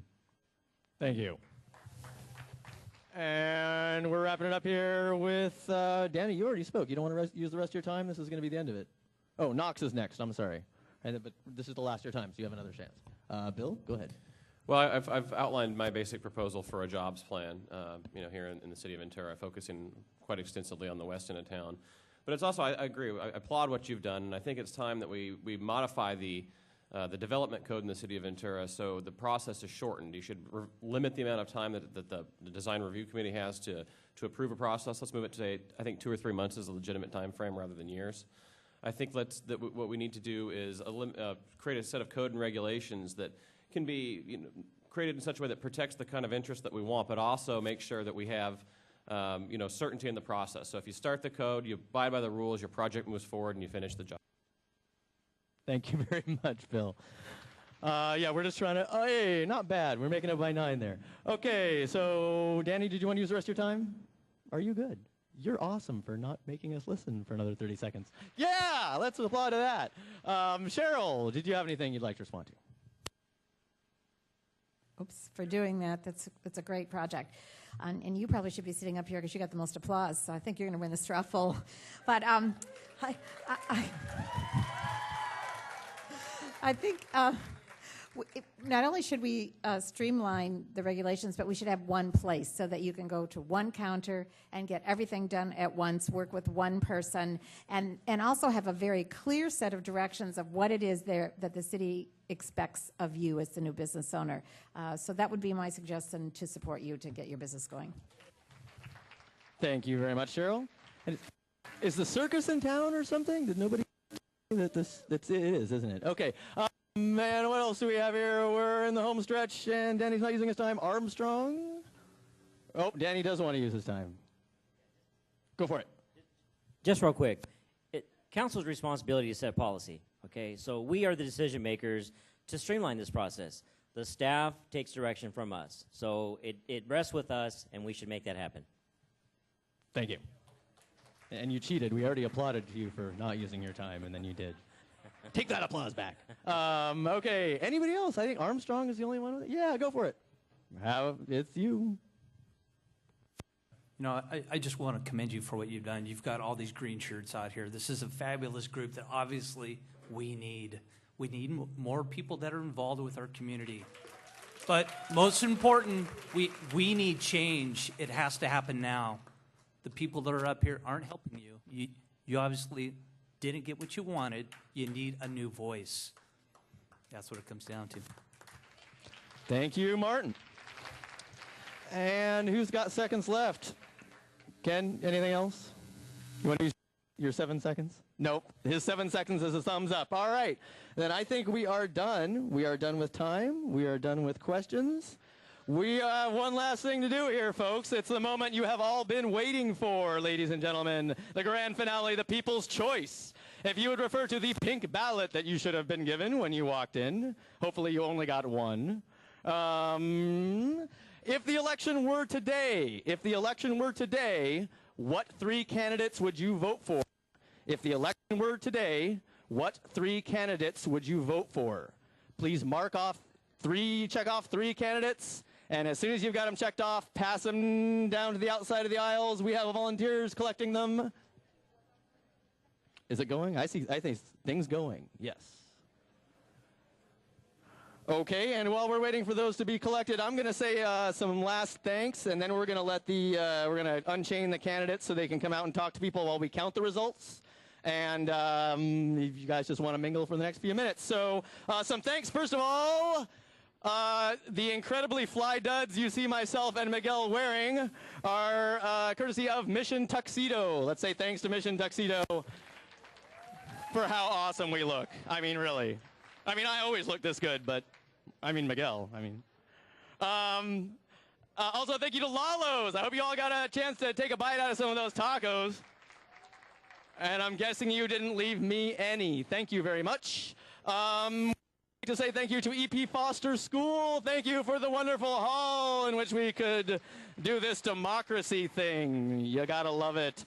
And then I would also like to thank our sponsors, CAUSE, SEIU 721, the Westside Community Council, Ventura Citizens for Hillside Preservations, and the Ventura Avenue United Leadership Team. If it not for you folks, none of this would be possible. And special thanks, of course, to Green Art people and all the Green Art people who came out tonight. Really heartwarming. Pretty impressive, folks. You guys sure showed it there. And thank you Avenue. Thank you, everybody who lives here. Thank you, everybody who came out.